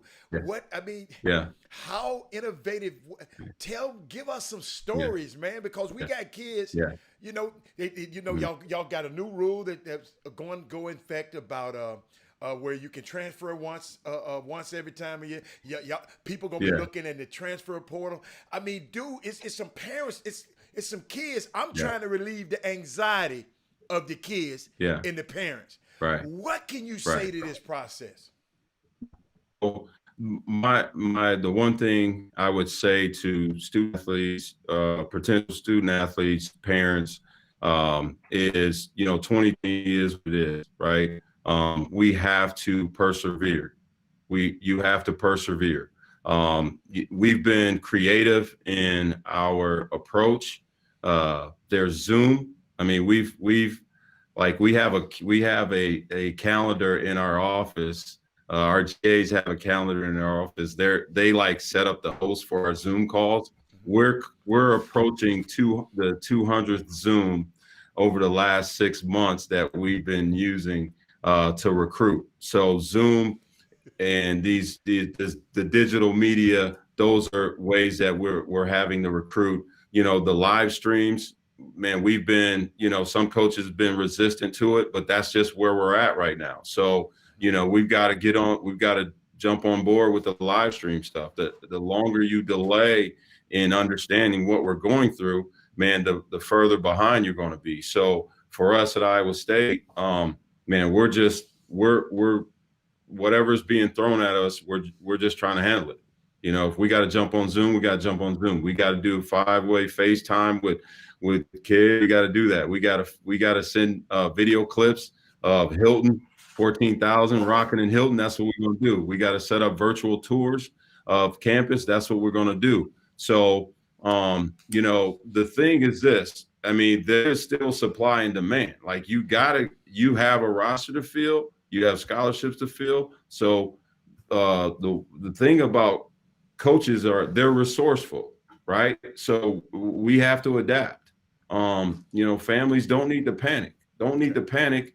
Hey, you know, continue to do what you're doing. Don't put your son or your daughter in harm's way. You know, be safe. There's a quota, like there's supply and demand. So we have to fill those things. And I would just say, don't panic. Keep doing what you're doing. I like that, Coach.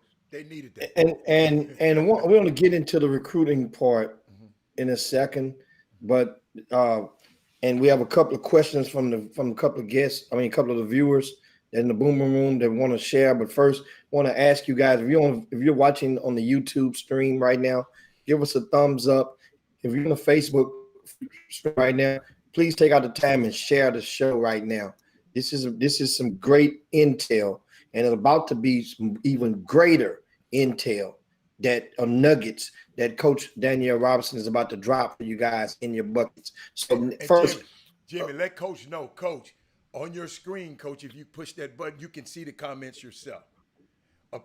Look on the top right, it's a near the top icon. right. You see like a little eye. Oh, okay, got you. Yeah. Click that eye, and you can see some of the comments and questions as they roll, and it's coming from both streams combined. Yes. So you're seeing the comments from YouTube and Facebook combined in one. Now, some of your first, want to give a been on shout here out. too, Coach. Some of your kids, Yeah. I've been seeing some Robinsons been popping up on this thing. So I'm just letting you know. But keep going.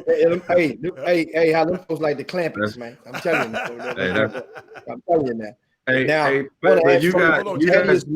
hold on, Jim. Thaddeus Moody gives a shout out from up in Illinois. He's in Chicago, Illinois. He says, "Give you a shout out to my good friend Danielle Robinson." So that's from Thaddeus Moody. Man. Want to get it out the way first. My man. And now, here's what I want to ask first. You were talking about your staff and about the Zoom calls and about the technology and whatnot. Besides basketball players, are there any, like, you got managers? How many managers do you have in your program? So the student we normally carry about 11 or 12 managers a year. Damn, that many? So now all these guys aren't full time, right? Some guys are behind the scenes editing practice tape. Some of them are come in shifts, part-time coming in shifts to help rebound in practice. And some of them are guys throughout the season that we use to help us cut up potential scouting film. So, you know, we right now, because of COVID, we're probably down to about 6. Now, how many of those? So those managers, are they all, or any of those? You know, like when you see them, do they get opportunities for maybe partial scholarships, or grants, or funding, or everybody to pay their own way to be a full-time manager with basketball? Yeah, so it happens in tiers for us at Iowa State. I'm not sure how it is everywhere else, but you kind of, if you can last till your junior and senior year, you get a little bit more, maybe some books and stuff like that. But we don't provide a full scholarship. Now, the thing that has happened at Iowa State is we've had guys that have been managers that have stayed the course through the 4 years, been able to land GA spots across the country, whether it's been at Iowa State or somewhere else across the country, because, man, these guys do so much in these unseen hours as an assistant coach. When guys call me or my colleagues say, "Hey, I need a grad assistant," I'm like, "Hey, I got a guy that's been doing the work. He just needs an opportunity." So I'll tell you, Hicks, I started off as a graduate assistant. I was a graduate assistant at Arkansas Little Rock, and we only had one full-time manager, and then we had someone that recorded practice. So for myself, I look at that in a different light because I was basically a manager as well, because I would have to clean the floors, I'd have to do the laundry, I'd have to straighten up the locker room, I'd have to keep score, I'd have to do all those type of things. I'd have to do class checks, all that type of stuff. So in my mind, when I see the managers over the years, I see their commitment level and then their commitment to academics, because we don't allow managers to stay on if they don't attain a certain GPA. So the standard has to be high both ways. You can't be a coach and, have these young men here all day and night and they're struggling in the classroom because they're thinking they want to be a part of the program. If that's why we have so many managers, where if a guy can only get here a couple times a week and he's got a strong academic schedule, then that takes priority. That's what we did with our interns, Jimmy. If you remember, we did our interns like that. We just spread them out. Our guy, yeah. We had to swim. I mean, and the reason I asked that question because that's a question that I've probably never asked a college coach on the air during the chop shop, and that about those opportunities. A lot of people really don't realize how it goes. But now, like that person editing the film, that person that's editing the videos, they are in high demand right now for basketball. And the analytics, right? The analytics part of it, yeah. So we've had young guys that have been through our for a few years that go on to try to go on to NBA teams to help start in the video room, start out in analytics as well. So now, you mentioned a while ago about you mentioned a statement about there's a quota. You told parents don't panic, but at the same time, we got a quota. Yeah. Right. On this side of it, you telling them no, Jimmy, you took it wrong. He said they still, in other words, they got spots. They got to fill their quota of spots. I thought that's how I took it. You probably took it. We got a quota. We can't take no more of y'all. I took it that it's still gonna be room because we got to have a certain amount of kids. Coach, which one of those? How? Coach, that could be interpreted either way. No. You know what? Coach ain't that. I mean, whatever he didn't mean, he gonna make sure he meant the right road. You ask him the second time. No. Seriously though, like we still have to fill our scholarships. So, I mean, whether it's COVID or not, we still have to fill our scholarships. So that means we have to be creative in our approach to recruiting. So we have to continue to recruit via Zoom. We have to continue to recruit via the live stream events. We have to go back and go old school and watch a ton of last year's tapes and stuff like that. That's what we have to do. Now, hey, Coach, I got the topic. Go, Jim. Go. Coach, it's something just popped up. Herb Baker just popped something on the screen, Coach. I do want you. You can comment on this one. Did you see it? He says someone just asked me if I was watching Anthony Edwards' Pro Day tonight on ESPN. What part of the game is this? That's got to be the stupid. Herb, I'm glad you placed that. Coach, why has this? What is wrong with these people these days, Coach? A pro day for one player? No, it's two. It's two. For two? Yeah. I don't care. Hey, it's a struggle. I'm not watching. It's a struggle for content right now. Okay, it's a struggle for content. Coach, I differ with you, Coach. I don't think it's a struggle. I think it's just too much. I think people just saturating the market with mess. That's what I think. Because guess what? The general public, us seeing it ain't going to matter. If Daryl Morey don't like it, do you think Daryl Morey worry about what me and you looking at? Well, he might worry about what you looking at. But He might worry about what you guys pros up there. But do you think he worry about what right. the average Joe is worrying about? No, not really, man. You guys know that the NBA recruiting is the most sophisticated process, one of the most sophisticated processes that you can have at that level in pro sports. I mean, the amount of intel that they get, the amount of research that they do, they don't need a pro day to know what they're looking for. Thank you. Hey, That's all. Hey, for the sake of time, Okay. I've got to get ready to head out here in in a few minutes. But I do want to say this about Baca.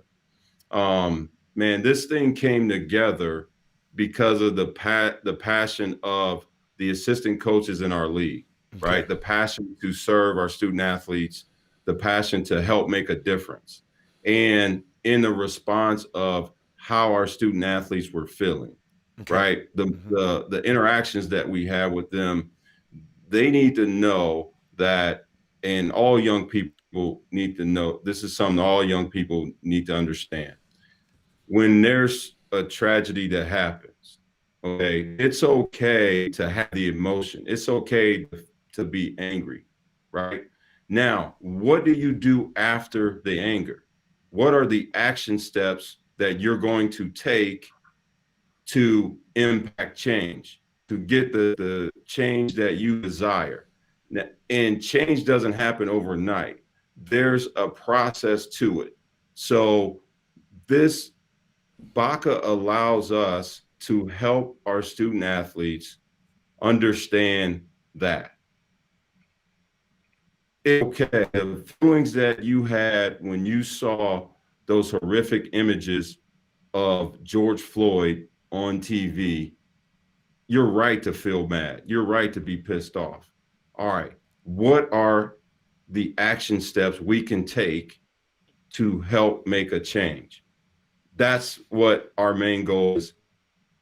Our main goal is to strengthen our student athletes, make them have a holistic approach to being more than just basketball players, to have a sense of responsibility in their civic duties, as well as their growth as individuals and contributors to our communities. Thank you, Coach. Real quickly, how can anybody that's watching right now in the community, is there ways that they can support Baca?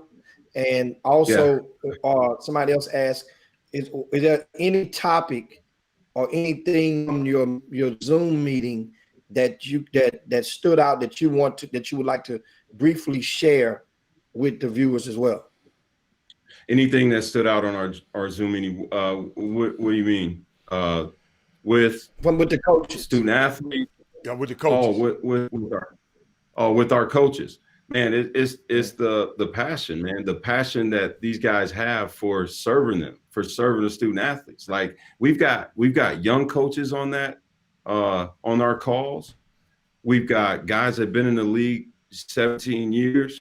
We got our women bring unbelievable insight to the psyche of college athletics, of those things. So, man, we've got a diverse group. We've got the synergy that is on our calls is unbelievable. The passion is the thing that sticks out the most when we get on those Zooms. And lastly, Rick asked, because we got to go. Someone asked, how can you support Baca? Yes. As of right now, we're all the engagements that we have are funded through our athletic departments. So, the support for us is going to be more of supporting the student right now. Okay. And so once again, do they have a website or a social media handle that you can provide? Yep. Right. So as of right now, we'll have a social media. We're working off of our men's and women's basketball sites right now. we're collecting data. We will have a site here in a few weeks, and we'll make sure your audience gets a link to our Twitter, Facebook, and Instagram site. And Like we that. definitely, we know you got to get up out of here, Danielle. Great, man. Congratulations on this alliance that you formed, BACA, the Black Assistant Coaches Alliance, which is comprised of all Big 12 men's and women's basketball coaches together, and to form to help with the betterment of the student athletes in your programs.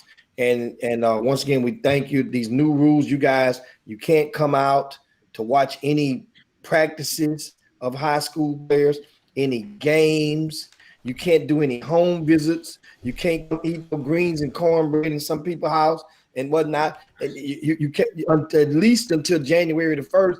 Coach, I'm hearing it could be to April. Are you hearing that as well? Yeah, well, unfortunately, it could be in till April, or beyond. But that's just it's more for the safety of all parties involved. Until we get a handle on this virus, that I think that's the best thing to do. Even though it disrupts our norm, I think we just have to be resourceful and find different ways to do it. And be able to pivot. My key word, Coach, is pivot. Pivot. Yes. Pivot. Hey, we have words for. I'll drop this little nugget on you before I leave. Okay. We have words for the year in our household, right? Okay. So my wife's word for the year is wisdom. Okay. Right? Now this was 2019 heading into 2020, right? So right before the start of the new year, we sit down as a family and say, hey, what is a word for the year that we are going to hold ourselves accountable, that we're going to work toward this year? So my wife's word for the year was wisdom. Okay. Right? My word for the year was serve. Okay. My daughter's word for the year was persevere. Okay. My oldest son, who's 14, who's 6'5", by the way, Hicks, already. But his word was selfless, right? And my youngest boy, 6th grader, his word was better. So, man, I'm just, every day we have an opportunity to live out our words in this 2020. Wow. So you using the word pivot, that's my word. Man, that is, hey, yeah. You got to pivot. You got to be ready to pivot every day, each week in this environment. For me, my word was to serve. And what better way to serve than coming together with a group to help serve our student athletes, to help serve one another. So I mean, it's 2020. There, you can look at it and say, man, 2020 is a tough year. It's a disaster, all this stuff. But man, let's start looking at what has 2020 done to bring positives in your life. Like, what are the positives? The positives for me is I've been able to serve our student athletes. I've been able to be at home with my family, rather than being out 20 of the 31 days in July or running rapid from September to November 1st. I've been able to invest in my boys at home and been able to invest in my relationship with my wife. So hey, COVID is one thing. The situation is what it is. Right. But man, there's opportunity for growth in what we're going through right now. That's awesome. So man.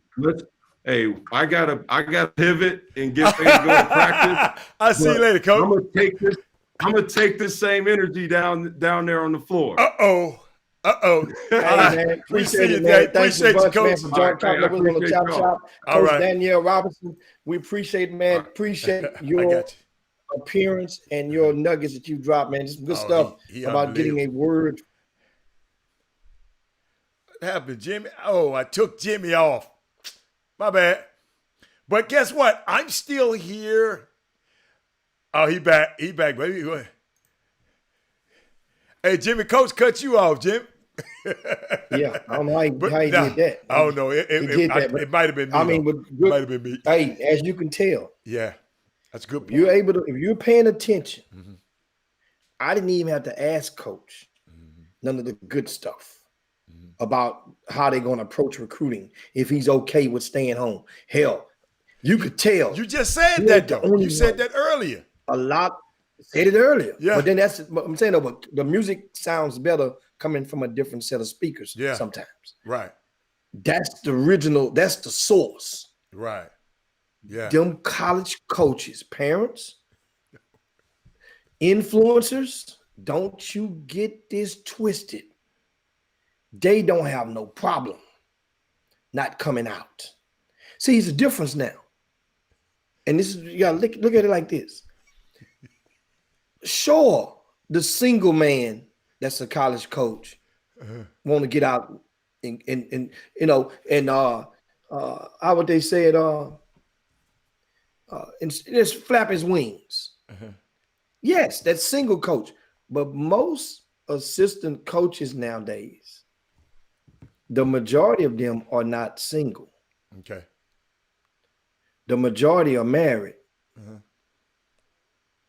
That's the majority. But Not a great majority, but the majority. But think about this, Jimmy. I'm sitting here. I love him. Him being able. The COVID got him able to be with his family. But Jimmy, then I look at me. The COVID got me not being able to be with my family. You know, I miss my son. He lives in New York. I miss my daughter. She lives in LA.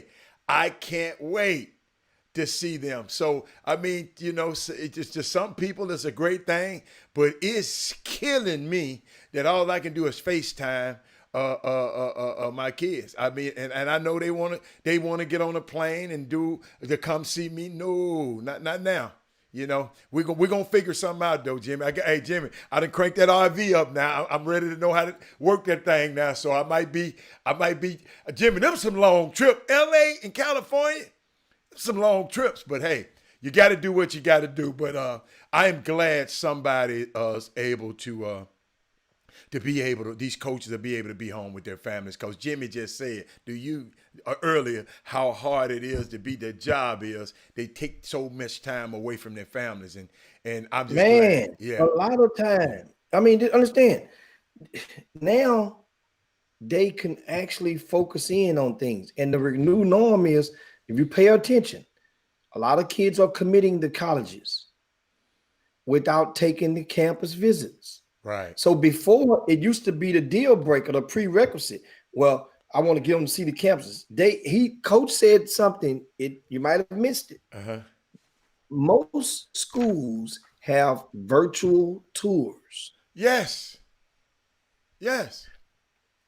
It's not the real thing, but guess what? If you want to discount the virtual tour, then they can discount that damn video that you send them on the Baller TV or whatever, the live stream. The live stream is the virtual tour.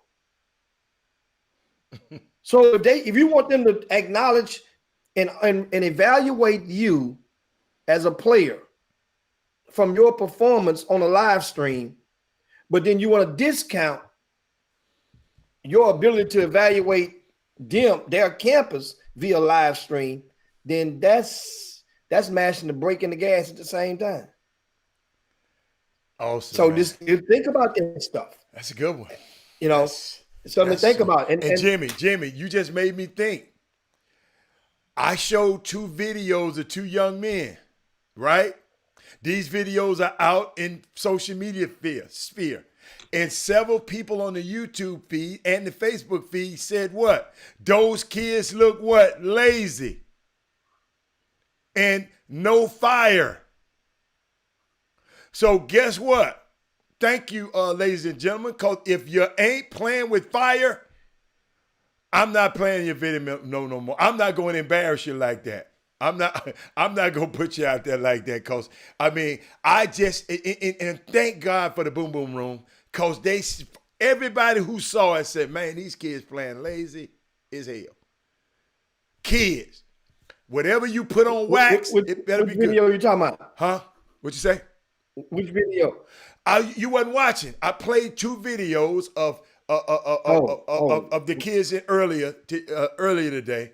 I played 2 videos of Ryan Moore and Passmore kid, and everybody. Several people come in and said they just ain't nobody playing no defense. They just, what the hell is going on? But that stuff is on wax. So if Danielle saw that, oh my God.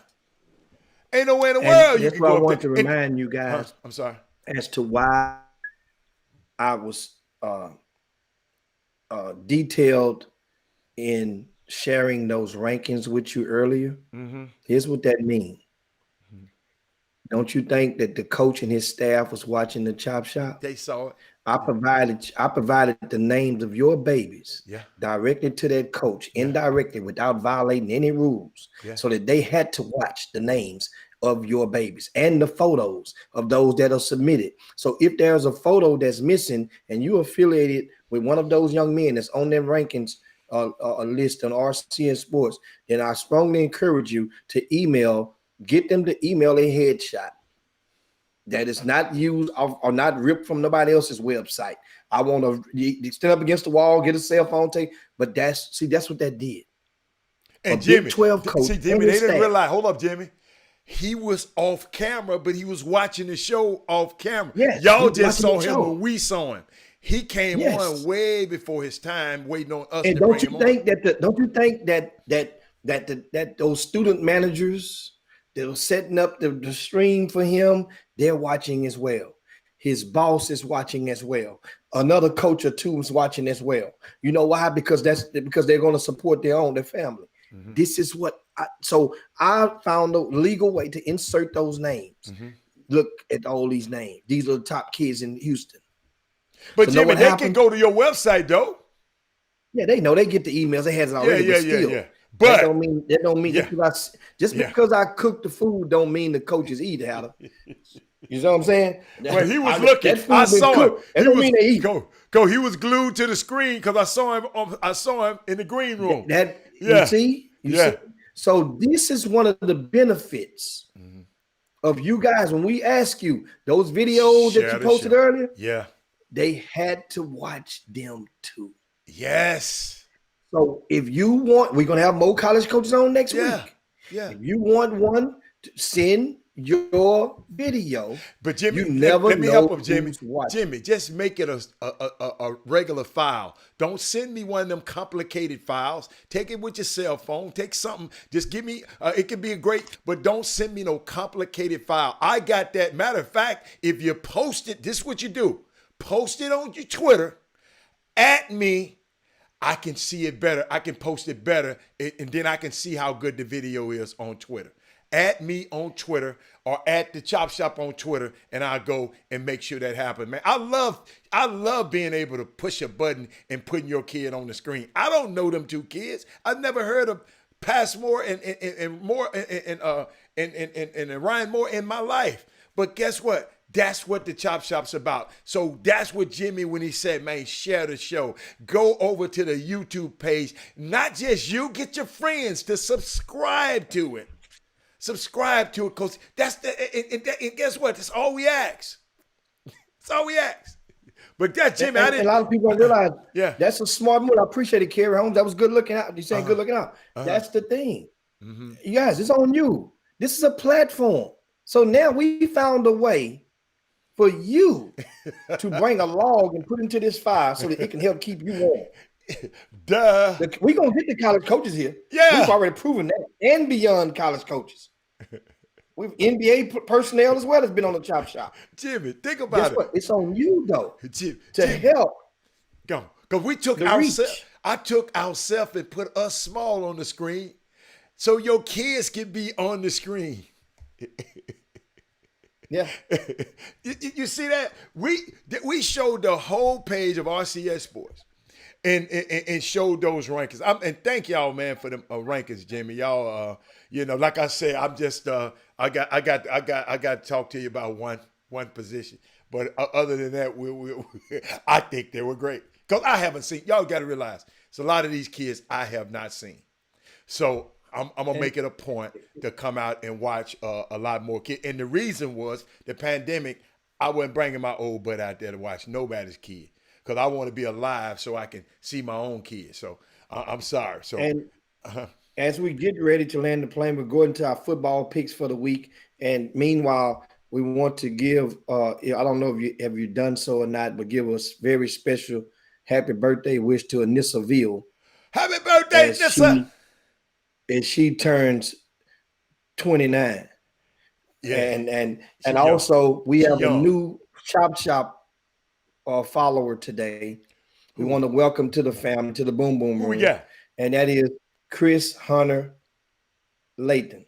What's up, Chris? Chris Hunter Layton is following us. She's following us now. And she says she stumbled up on the Chop Shop because one of you guys shared the show and had no idea that this exists. And she is so, she say, I'm humble. It's a gift to make this discovery. Oh. New fan and a new follower.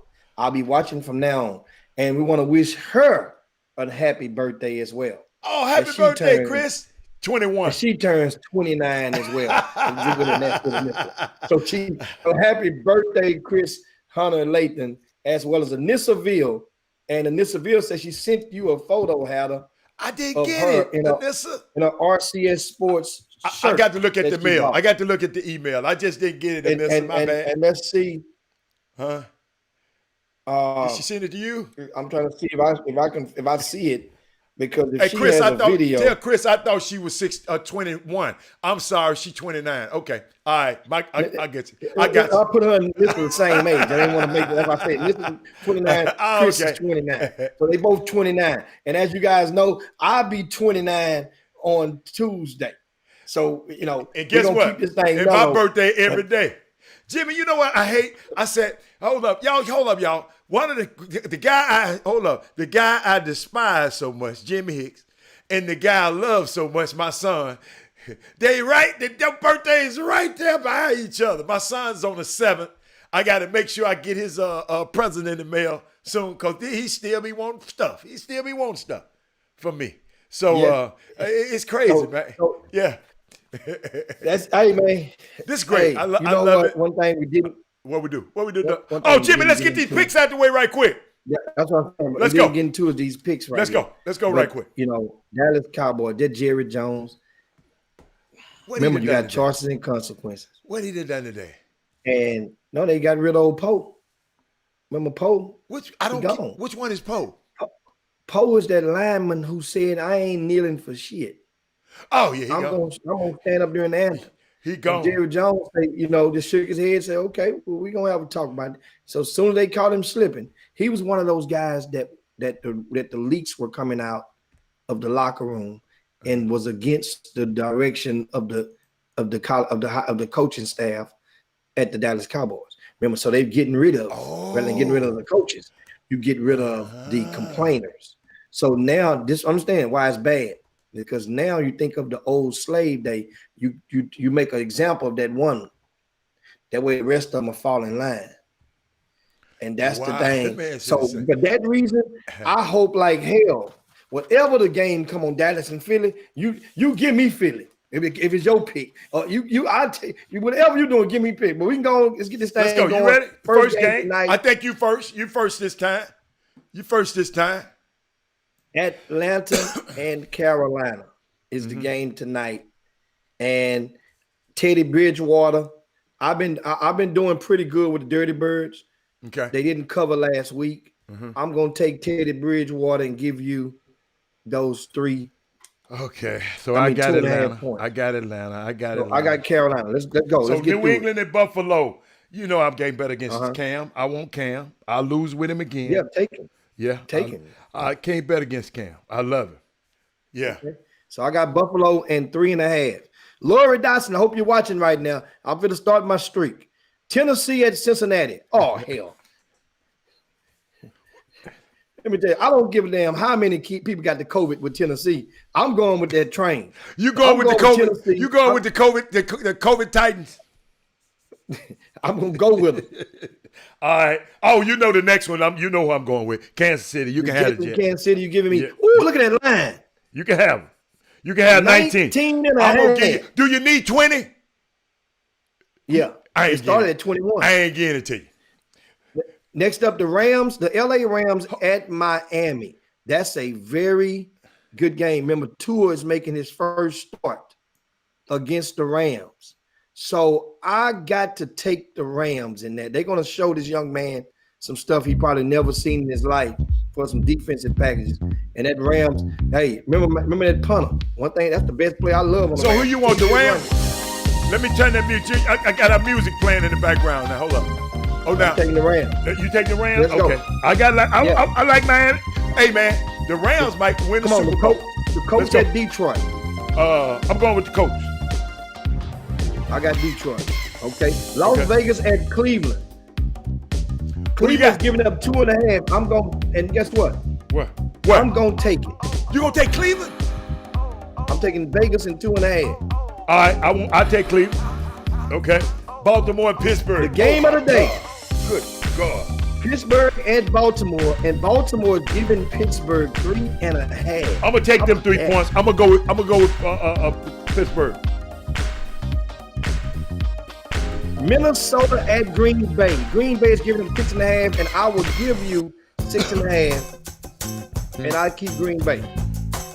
You want We Green got Bay? 4 games left. Okay. Yeah, I All got right. Green Bay. All right. I want the Chargers. The Chargers at Denver. Yeah. I'm taking the Chargers, Yeah. and you're giving me 3 points. New Orleans at Chicago. New Orleans is giving up 4 points. I went with Chicago last week, and they burned me. Ain't the wide receiver coming back this week for New Orleans? Boom, boom, boom. Ain't the wide receiver coming back? Yeah, I'm taking. Which one? Hey, What you I'm taking taking? the French Quarter, man. You can I'm have gonna them. take the French Quarter. I got the French Quarter on this one. I got Chicago. Well, you already know who I'm going with the next. Hey, Frisco at Seattle. hold up. Ooh. Hold up. You already know who I'm going with, Jimmy. Hold up. Let me find that picture of it right quick. Hold on. I can't find it, but hold on. Hold on, Jimmy. Hold on. Well, you better be glad I can't find my baby picture. But I'm going with Seattle. Dallas at Philly. The Philly's giving up 7.5. I want Philly to win, but damn. 7.5. Jimmy, I found her. I found her. Don't hate me. Don't hate me. Man, the Cowboys got 7.5. They got a third string quarterback will be at the helm. What you gonna do? You know they're gonna put a package in. The Cowboys gonna put a package in. They're gonna use it like the Texans did David Carr. A lot of screens, a lot of short, quick passes, two-step drop you pass, want? 3-step drop pass. Who you want? You know what? I'm gonna take Dallas in at 7.5. You gonna take Dallas? No, It's too late. hell no. I done put my thing down, Hell Jim. no. I'm taking Philly. Scratch that. You can have 7.5. Them dudes gave up more points than anybody in the world. I ain't nowhere in the hell I'm gonna take that right now. I'd take that and ship and thank the kill. Just for Walter Yates, that's the Walter Yates special right there. You ain't gonna trick me with them.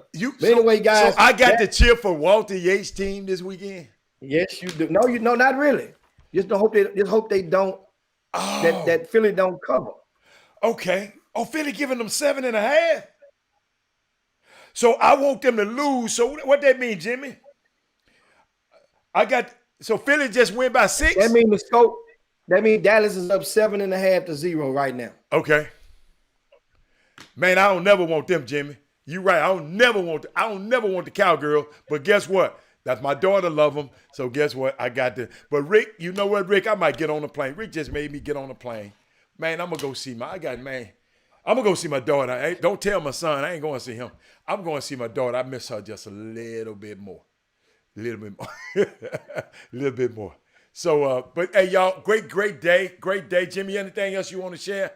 Because you look Yeah, like Kevin Freeman asked earlier what happened to the kid from Provision that went to Iowa State. I think his last name was Land.